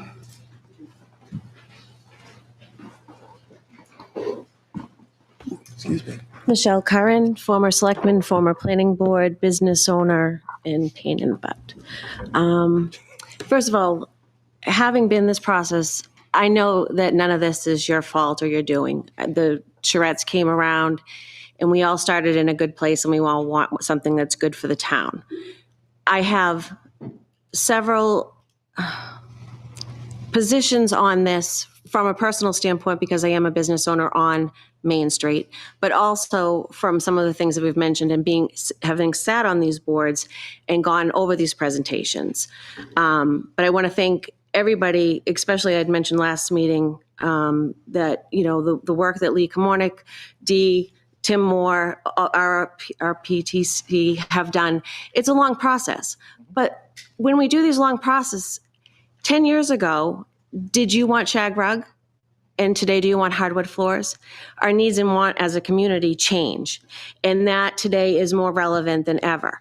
Most of and I can't speak for everybody, but from what I heard from the last meeting and from what I hear now, we want traffic calming, but we want it in a different way than you're proposing it, I think. We are concerned about the truck traffic, but part of that will never be changed because we have places like Methuen Construction, and we're very lucky to have them in our community. They have big trucks that deliver every single day. That's not going to change. Enforcement of the right turn lane back onto 125 is going to, left, is going to be a big help. But no matter what, you're going to have trucks that have to go to a destination. We can't fix that, whether the town takes the property and the roads and maintains it, or if the state does. So yes, the traffic calming is going to help that, but it's never going to deter it, nor should it. They're still taxpayers as well. One of the things that you said, well, a lot of things bother me today, and I apologize because I get emotional. I'm very frustrated, as we've talked several times, and I'm passionate. So I don't mean to offend anybody or to say it the wrong way, because I know how hard you've all worked, and I don't want to take away from that. But I also think in the way that your hands are constrained and the towns are constrained, it's frustrating in the fact that you made the point that the last crash analysis that you had was 2019. It's 2025. The chief provided analysis to Executive Counselor Stevens the last meeting, which was great. We've had in the last month over 6 accidents, Chief, just down by Westville, off the top of your head, maybe? Yeah, we're not committing, but all of the things that you're proposing, and I'll get into specifics more, are addressing issues, basically, like you said, from the library to the railroad tracks. These aren't where our issues are right now. The speeding is an issue, but all of our major accidents, our major things have either occurred over the railroad tracks or further down on 125. I mean, on Main Street, down by North Ave and East Pine, which you've all taken, a nice shot at addressing. I'm going to try to stay as calm in specific, not going on a tangent, because again, like I said, my blood pressure is like 500 right now. So when we first started back with these charrettes and whatnot, it kind of came because one of the selectmen's mothers got hit by a car in front of the town hall. And it had been a big issue. And that kind of was, they came and they said, oh, we have a little bit of money, let's do some charrettes. The not so great part about charrettes, and I'm going to use BD oil as a thing. They send out these great little postcards and they say, oh, how would you like a pool? how would you like, section this, whatever? And everybody's like, oh yeah, that sounds great. They never tell you what the trade-off is. So in Beatty, when we did the charrettes and everybody was all, and they're like, oh, that's what the town wants. But the town wasn't educated on what taking the pools or the rec courts were going to be. If we did graves, we would get 10 feet of cleanup versus 3 or 4 feet of cleanup. And my point being is that this doesn't tell anybody anything. I can't tell you how many of my neighbors said, oh, I just threw that away. And I can't tell you how many people have said these are scams sometimes by doing it. And then when I did scan it, there's no new information on there. The last update was in 2023. How are people supposed to make an educated decision or come to the meetings prepared? And a lot of that information wasn't even available. It wasn't, it was a blank page. It hadn't been updated or anything. So these charrettes are great in theory because you're asking, in a perfect world, what could we get? But if you're not telling people, well, we can give that to you, but at what cost? And that's where we are today, kind of. And again, people's needs and wants have changed. So we talked about the safety and how that was one of your main goals, was to make it safer on the road. So everybody knows that I own 151 Main Street. I have 11 parking spaces in my building. These provide safe spaces for people to get in and out of their building for a 3-story, 7-unit building that I happen to right now occupy solely, but have gone through the planning process and have ample opportunity to have all of those units rented. I've had a restaurant, I've had a hair salon, I can go on and on, plus an apartment on the 3rd floor. When we talked, and I'm assuming that you're a fairly new project manager to this, you did not have any idea what was in my building when we spoke. You were kind of surprised. I teach class once a week. I have 12 to 15 students, depending on the season. And I've taught more than that at whatnot. So to come and say, all right, Michelle, we're going to take all of your parking, and not just mine, because I'm speaking for other business owners, which I've spoke to as well. And now in a town, which we have our events on the town hall green, we don't have enough parking for them now. You want to do these bump outs, you want to do these little segmented parking. But we thrive on these events several times a year. So now we're going to have limited parking or parallel parking. How is it safer to parallel park on a road that's narrower than it is to have a fully secure parking lot in several different places on Main Street for the businesses that have been here my building's been there for 103 years. I know the other buildings have been there for quite a long time as well. So now you want to take that and you want to impact our neighbors by forcing us to find alternative parking for our established legal businesses. One of my students is 93 years old. She's going to be encouraged to parallel park on Main Street, get out of it with her painting bag, walk 15 plus feet in the winter on property I'm assuming is going to want me to mow and to do the parking pathways in front of the building afterwards to get in to take my class. If I wanted to rent or sell my building, I'm now greatly impaired. These businesses have all been there. The one next to me, you want to encourage them to park closer to the railroad tracks. I just think, and then across the street, you didn't even and I'm not picking on you, and I apologize. It's just the conversation is the only one I have to go by. You didn't recognize that the house no longer is a business. You let them keep how many parking spots in a residential house and took all of mine away. I don't think that you stopped and re-looked at the needs and the wants of the community, not just mine, but the other businesses and the other houses. How are my neighbors going to feel when now I'm going to be parking at the town hall? Somebody's given up a spot, and I'll walk so that my customers can have it. Right now, I choose to own and occupy that whole building, but I have a legal site plan that says that I can have 7 units. And you had mentioned, well, you have parking on the side. I do. I have 7 spots. It also is my snow storage. I've also talked to my neighbor about possibly letting them have some of the spaces for their overflow. They're a new business here in town, and they're using Dustin Ave. I don't think that you went back to the community and re-evaluated what's actually here and existing. Let's take the funeral home, for example. They have an amazing parking lot. They've got new areas. Do you know how much overflow goes on to Main Street and is direct parking back to back because our residents love each other?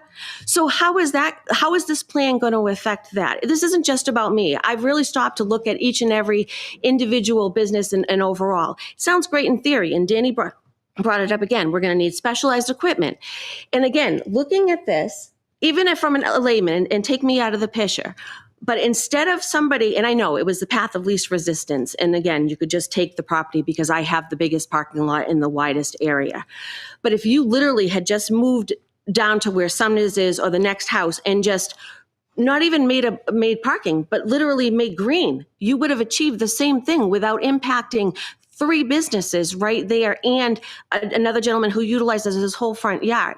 It's disheartening to think that this same plan that has been presented, I've seen it since the inception and we talked, you took the roundabouts out, you took the raised things out, you did listen to what they wanted taken out, but that you erased. You didn't go back and say, what has changed what are they, how many events do they have on the town green? What are their parking needs? One of the things as a selectman before and now they continue to talk about is the parking needs for our events, for our town hall, even this meeting. They're parking in my parking lot, which will no longer be available because it'll be a grassy knoll.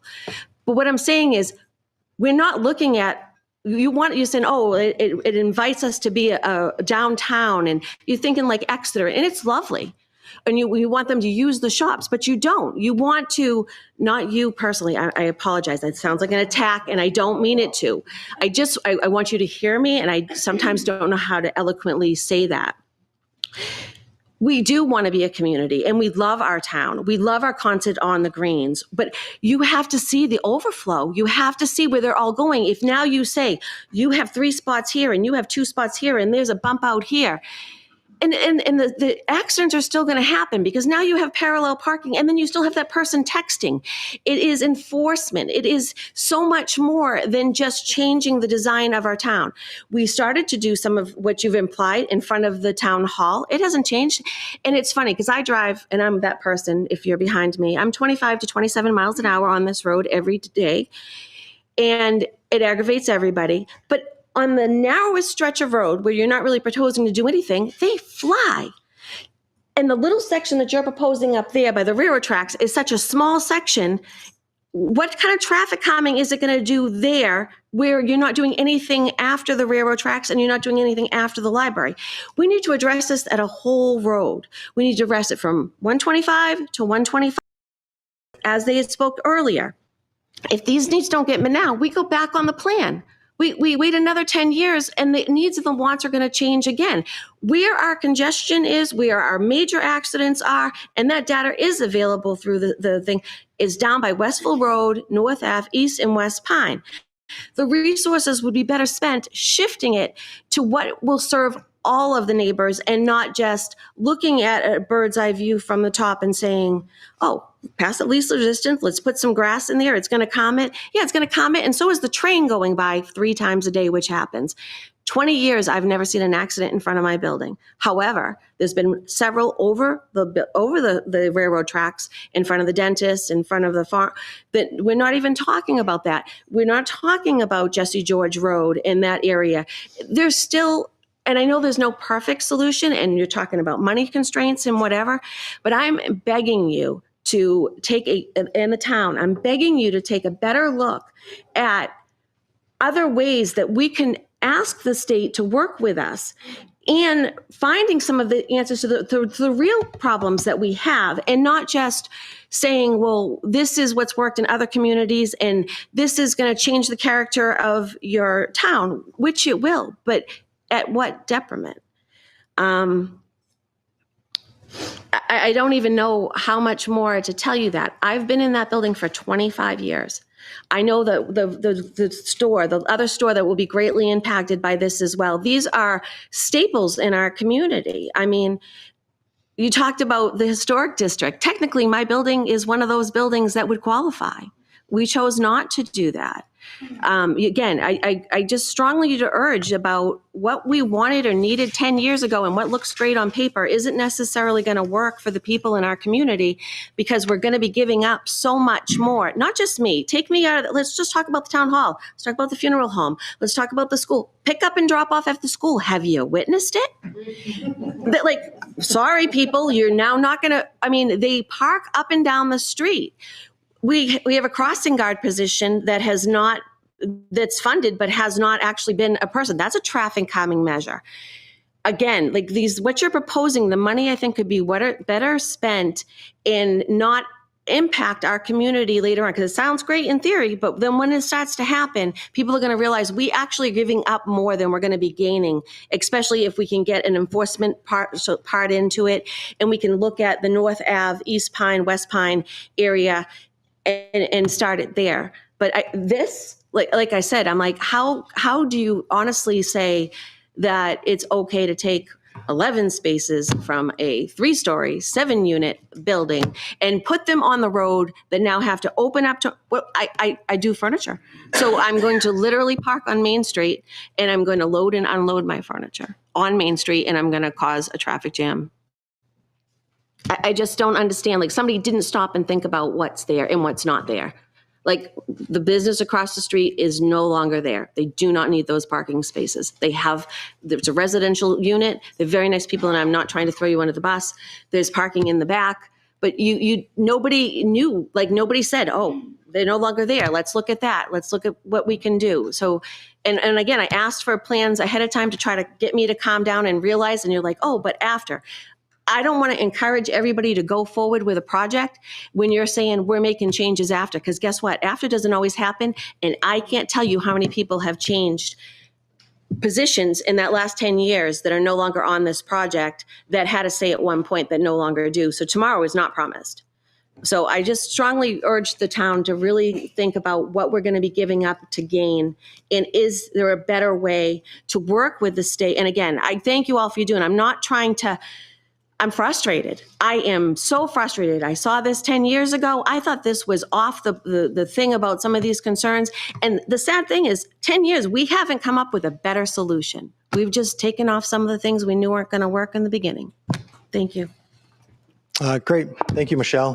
Quite a bit to unpack there. I don't think I'd be able to go point by point, but part of the whole process in this meeting is soliciting this input. So I'm glad you were able to come out. When we chatted a few weeks ago, the commitment still stands. I don't want to share anything with you that's draft or something that we haven't looked at and haven't done. And that's 16th in an email, you told us that you would have an updated. I said I would work. I would work. I said I can't guarantee we're going to work to do it. I'm just saying that already you said to me when I asked for the plans at first to see, you said you would have them before, and you also said that they would be posted prior to this meeting. I have the email. Right. Yep. And this morning when I reached out to you once again to try to calm myself so that I wouldn't be as aggressive as I am, to understand this process and try to, work for everybody. You said even this plan was a 2003 plan that you were going to propose and that you had possible updates, but we could talk later on about those. So that's my frustration. No, understood. And, part of I want the opportunity, and we want the opportunity to come here and explain all of this and do our best before just posting things out to the website for folks to make their own interpretation. We will get the plans tonight and the presentation posted to the website. My contact information is there. If there's any extra concerns, please call, email. So, sir. Yeah. Tim Moore. DOT website. I'm a Plasto's representative to the Rockingham Planning Commission and the Transportation Advisory Committee. I wasn't able to be at the Gazette hearing, but I did send a letter with many of the same comments that I'll make tonight. You went through the history of the project pretty well. The thought at that time was that we had pretty successfully implemented the Safe Routes to School, and this next section through the Village Center District would enhance that and expand that for two reasons. One, we wanted to have a Village Center District that was pedestrian and bike friendly, and kind of a side benefit to that was also the traffic calming, but safety was an issue, primary issue. The other thought we had was we know, I knew then, that the North Ave intersection and the Pine Street intersections were more dangerous, more accident prone, but if we fix those, then once traffic got through those intersections, then they're still going to speed through downtown Plastow through the village center. So our thought was, well, let's expand what we did, Safe Routes to School. Once we get that done, we'll have some experience about what impact that would have, and then we'd have more information to deal with the Pine Street and North Ave intersections. This year, after trying 3 times to get the North Ave intersection into the 10-year plan, we were successful. And there were some other regional projects that were less safe and had higher priority. And so even though I'm kind of there to represent Plastow regionally, those projects deserve more attention than North Ave. This year, finally, North Ave went out and it was included to be in the 10-year plan. Very discouragingly, we found out with this $400 million shortfall that it's set things back a bit. I am asking again tonight, I did in the letter, and I'm sure you got the comment from many other people, not to just eliminate the projects from the 10-year plan. Don't show zero funding, but don't get rid of the project, because a lot of DOT expense, a lot of Hoyle Tanner expense went into getting the projects approved and prioritized in there. If they're all gone from the 10-year plan, then next year we're starting over, like 4 years back. I'm sure we'll deal with it in a fair and responsible manner, but man, oh man, I mean, it's a terrible impact just on Plastow. Never mind the whole state. I mean, it's not just Rockingham. The other thing I would say about the project cost is we realized that the intersections are potentially very high cost, and in fact, the North Ave proposed cost that went into the proposed 10-year plan, I think was $3.7 million. And this project, it's 850 was put up on the screen. So we have a capital reserve fund for transportation infrastructure. We either have $25,000 or $50,000 in that fund currently. So with a proposed 2027 construction year, we have enough time to reasonably make up that 20% difference. So, yeah, I think that's all. Thank you. Great, thank you.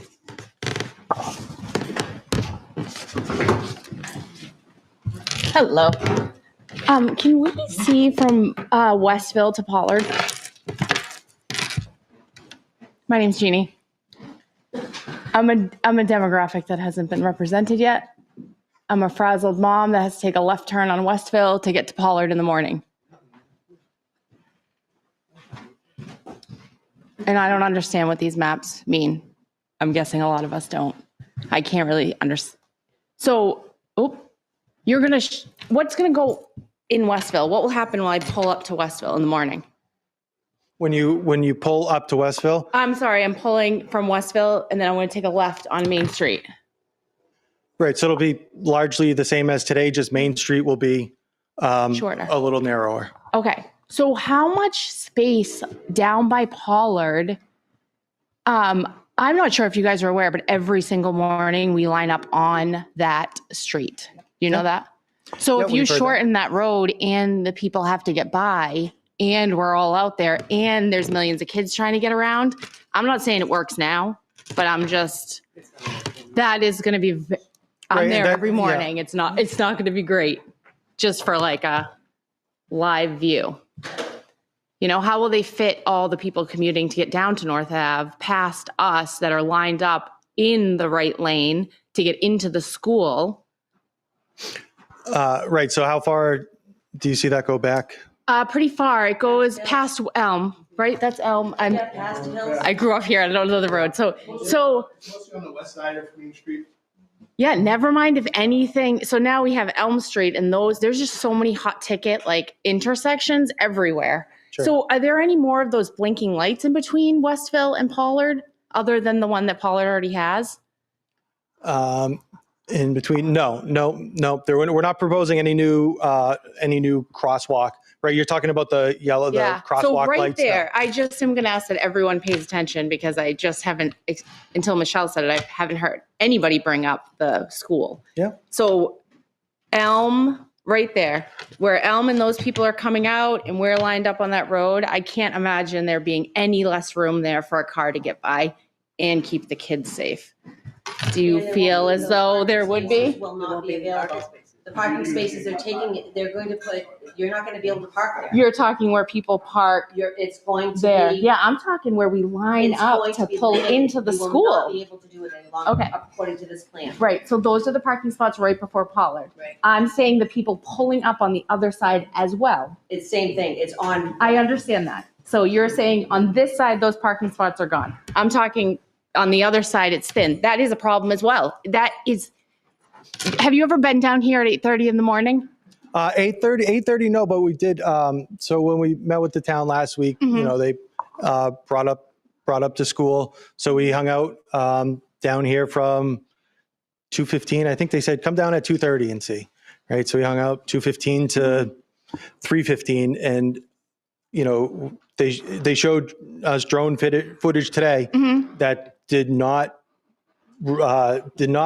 correlate with what we saw. We basically saw everybody being internal. They'd pull in by the church there, and all the cars were contained in the school. Right. That was a one-off because oftentimes in the afternoon. Right. So, it backs up. So we do have the on-street parking there. Right now, our plan is showing a little bit of a curb extension. Pretty much just directly across from Elm. If you were to drive straight across Elm, where's my thing?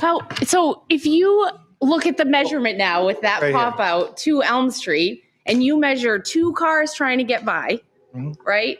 And cars lined up right there because we're just going to have more and more kids every year. You know what I mean? So does that fit? Does it fit? And how close are they?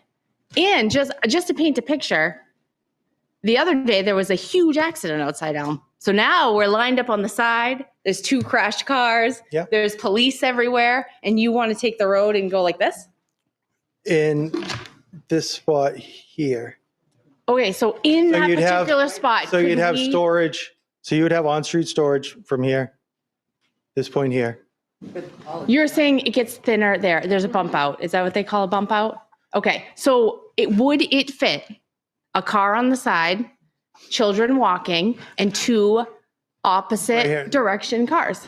Right here. Yep. Right there? No, it would not. Okay, you would so get the sidewalk, the sidewalk, and right now the existing curb line is in between. It's pretty hard. So unfortunately, I just think that everyone really needs to hear that because there's no possible way if we allow you. And I want it to be better. It sucks driving there. You know what I mean? I don't often go on Main Street. I work on 125, but there are if anybody is around at 8:30 in the morning, I think we've gotten to the point of impossible. So some of the plan has to change, right? And I would suggest you do get a drone or take a look, because again, God forbid an accident in a terrible intersection, which we have a million of, Yeah. on top of not having enough space, like we would have nowhere to go. So I think that, like, never mind the other stuff that we're not handling or handling, I think that every single one of those bump outs should be measured with what goes on there at that time of day to make sure that we have no problems, you know? 8:10, yeah. Yeah, and I wondered if... Parking there in those locations right now? No, it's just the. Oh, so you gave them parking spots. Right. So yeah, and part of that is to establish predictability. Right, is the idea between. But it actually goes, the queuing goes actually beyond. I own the white apartment building across from Elm Street. Mm-hmm. It actually goes beyond that. Oh, way beyond. Yeah, agreed. Okay. Sometimes I go up and around the town hall and still can't get behind them. Mhm. So I'm going to say that some of your plan has to change, I think. So if I could just add a little bit to this. We were talking about this before the meeting, knowing that this was a concern. The one bump out that Curtis pointed to is the only bump out in that area on that side beyond that point where we're changing the curb line. But we still have to drive past it to get to the next location. Let me finish, please. Okay. So beyond that point, this area in here, we're not changing the curb at all. The existing curb there would stay. It's hard for me to see that. So this is Elm Street right here. Okay, and this is thank you. kind of heading back towards town hall. Okay. So right in this area, Yeah. we're not proposing any changes to the curb line. Those would change. So the only thing that's constricting that drop off is this one bump out that Curtis pointed at. So that is something that we could look at and say, hey, can we get rid of this one element and still get that queuing back? Can I stand up? Yeah, please do. Maybe easier to see on the board over there. So. Yeah, I have a glass size. So the fluorescent yellow represents a bump out, correct? Right here. Okay, that's a bump out. Yep. So where's Pollard School? It's right here. So what? 1, 2, 3, 4. No. Am I reading it wrong? Yes. Okay. The grass is. Can you explain to me that? So this grass in the back, that's off the road. So there is no bump out from this driveway to Pollard School until you get back to this point here. So that's really the only one that's impeding that. What's that? That right there, that yellow is a bump out? No, the yellow is not. It's So where's the bump out coming from? When you say bump out. it's right here. It's this shape right here. Okay, so those areas are. These are not bump outs. These are just grassed areas that are behind the curb, right? So there's really only one obstruction that we could look at. Sorry, I assumed that they were all bump outs. Yellow. What? It doesn't matter. I can't see it. And I wanted to know. Could you do it and take out that one? I think it's something we can commit to look at. But like I mentioned before, right? Yeah. There's competing interests here. Yeah. From the traffic calming side of things to these situations, right? Yeah. So we can look at it. I mean, what we're looking to do there with that particular bump out is to establish that on-street parking. So when you come around, you're not coming right in to. So cars will be parking there too. Right. So yeah, I think that's something we can take a look at. I think it's math. I think you're going to have to, because when we can do. Yeah, I don't know where they would expect us to go. I don't know if they've talked to Pollard about any other. I'm sure Pollard doesn't like all the people on the street. I just think it's going to take a bigger thing, and that you should check it out in the morning because I'm there every day. And I can't imagine. I'm always late, so I'm rolling it at 8:30. I can't imagine at 8:10 when there's still commuters going down the road. Like by the time I get there, it sucks, but it's probably like not so bad. Yeah. All right. That's the only thing, because that's the only experience I have on Main Street right now that I could not imagine. There's a lot of kids walking around too. So I just asked that you check it out. You talk to Pollard and you guys know, because I didn't even hear it brought up. And that seems to be a really troubled time during the day. That's important to think about. Yeah. Thank you. Yep.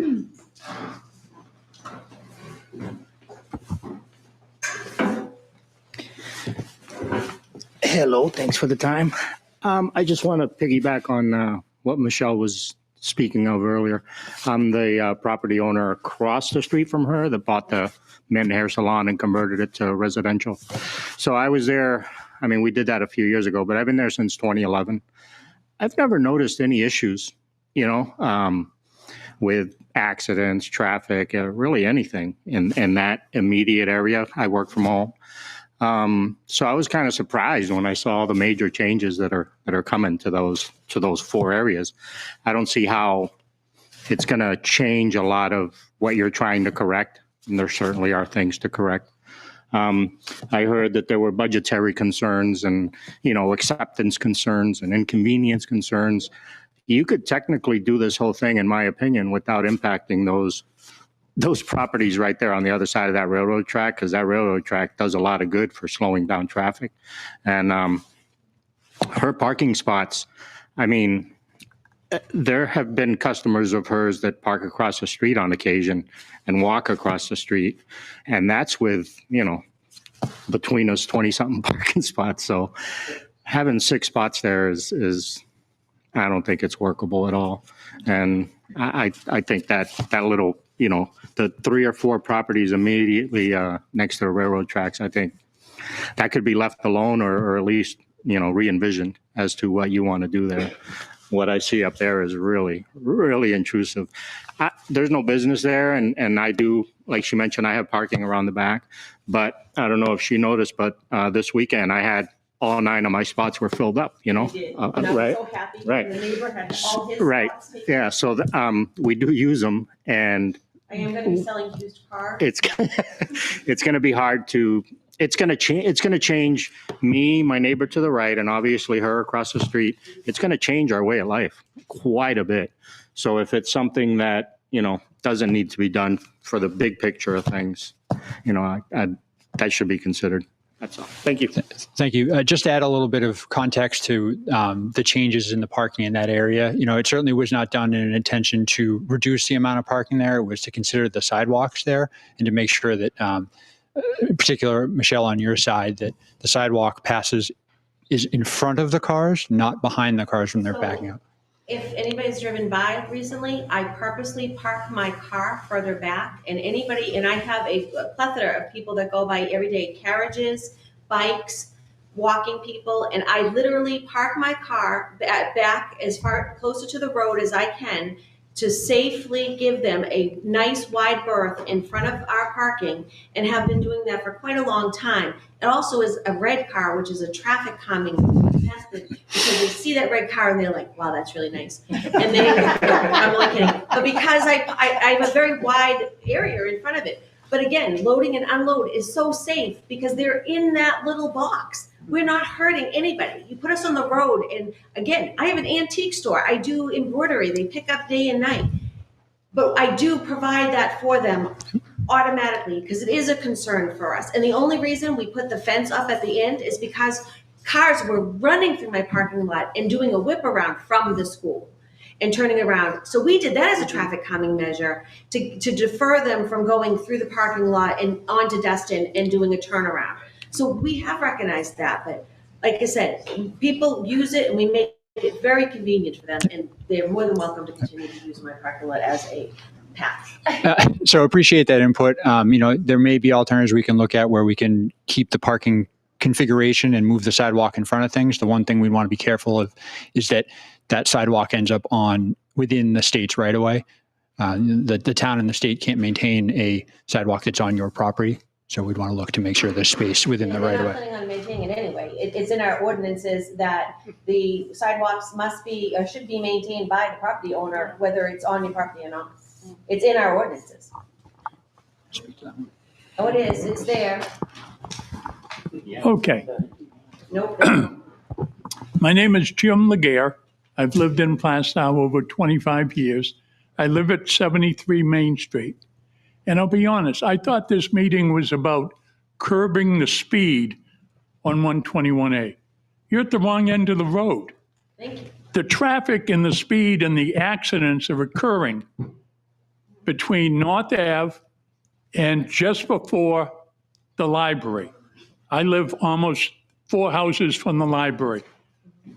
And accidents occur, there's been 3 of them in the last 6 months. I like the idea of the always stop. Whatever you do at North Ave, they have to slow down now anyway to get there. I don't know the count on accidents at North Ave. East-West Pine sounds great. The thing is, right after that is where they're going to speed up. And they're going to go over the hill and around my house where the accidents have occurred. Maybe another one not too far after that, so they know there's another one coming. In other words, either at Pollard or at Forest, where it comes out on the corner. Something like that, but something to let them know, and they travel the route every day or daily, that they're going to have to stop and they can't just ram it up. And I haven't heard anyone say anything about cutting the speed limit on that stretch of the road. Now, someone's going to say, you cut the speed limit, they go the same speed. Right now, if the speed limit is 30 and they're doing 41, they're getting away with it. If it's 20, and I work in Exeter, and I've seen what that 20-mile-an-hour speed limit going through that downtown area, it drops from 40 to 30, 35 to 30, right into 20. But if it was 20 between the Mass line and Elm Street or the railroad tracks, whatever, that, and it's enforced, and I know it will be, it would be better. And it's only some signs that need to be enforced, obviously. So. Yeah, great. Thank you. Yeah, so Corey has his operation going on for those intersections to the south that we talked about. All right. Thank you. Yep. I'll be quick because I like to watch the Patriots. The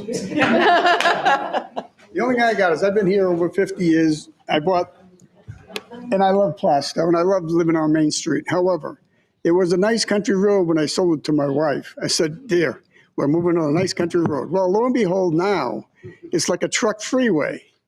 Now, can the state do anything about putting a weight limit on that road? No. Why? So anything to really restrict trucking comes with economical and commerce baggage, I would say. And to do that on a state road would be difficult. Really? That's pretty sad.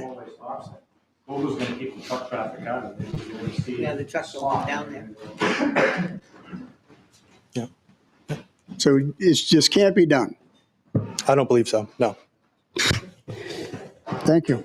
Thanks. Who would want parallel parking? What? Oh, I'm sorry. Who would want, where's the conflict of interest? Who wants more parking on either side of that road?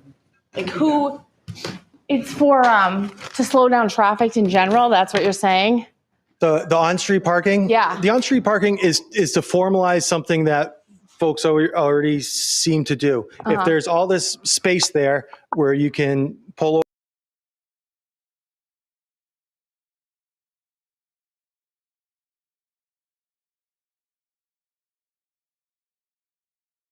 can fit them, it becomes beneficial from a predictability standpoint. And the thinning of the road, when you say there's a conflict of interest, it's because the thinning makes them go slower by the time they get to. So I think a lot of competing interests, right? Which is what I was going for. So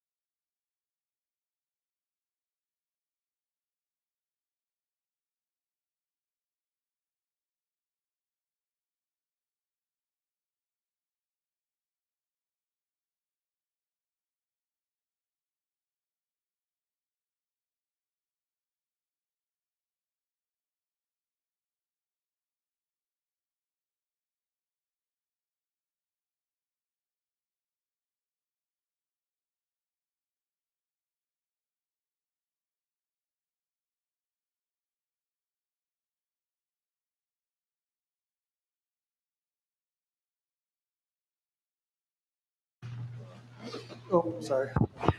Because there's already a stop sign on East Pine Street Correct. and West Pine Street. Correct. So the East-West Pine intersection right now is part of an always stop program we're doing statewide. Right. It's one of 5 intersections that we're doing some video analytics. So I don't know if those have been out there, are out there now, or are soon to be out there. But basically, we're recording the intersection for a week and recording stop compliance and near miss data. Our crash, I've heard a lot of incidents that have happened there. Our crash data, aside from the fatal that happened, showed almost nothing.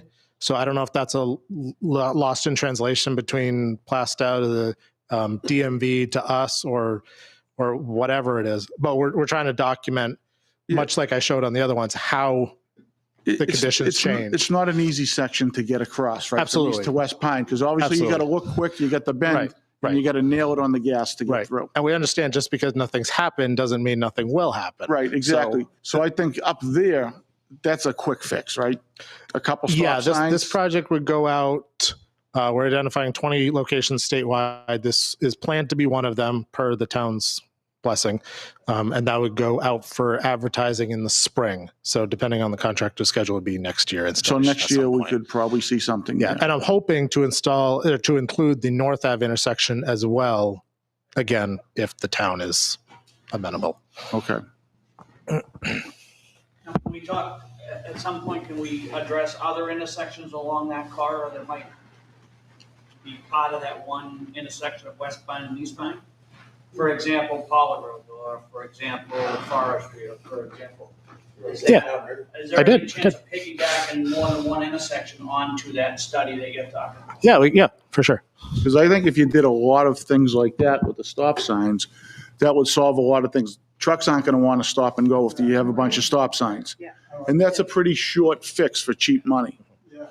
And you wouldn't have to probably impact in front of a lot of the businesses with the bump out there and wouldn't have to worry about plowing, which is a real major issue.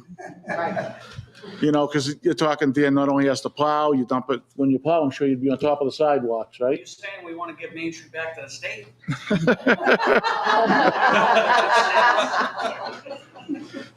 Whatever you need, Dan.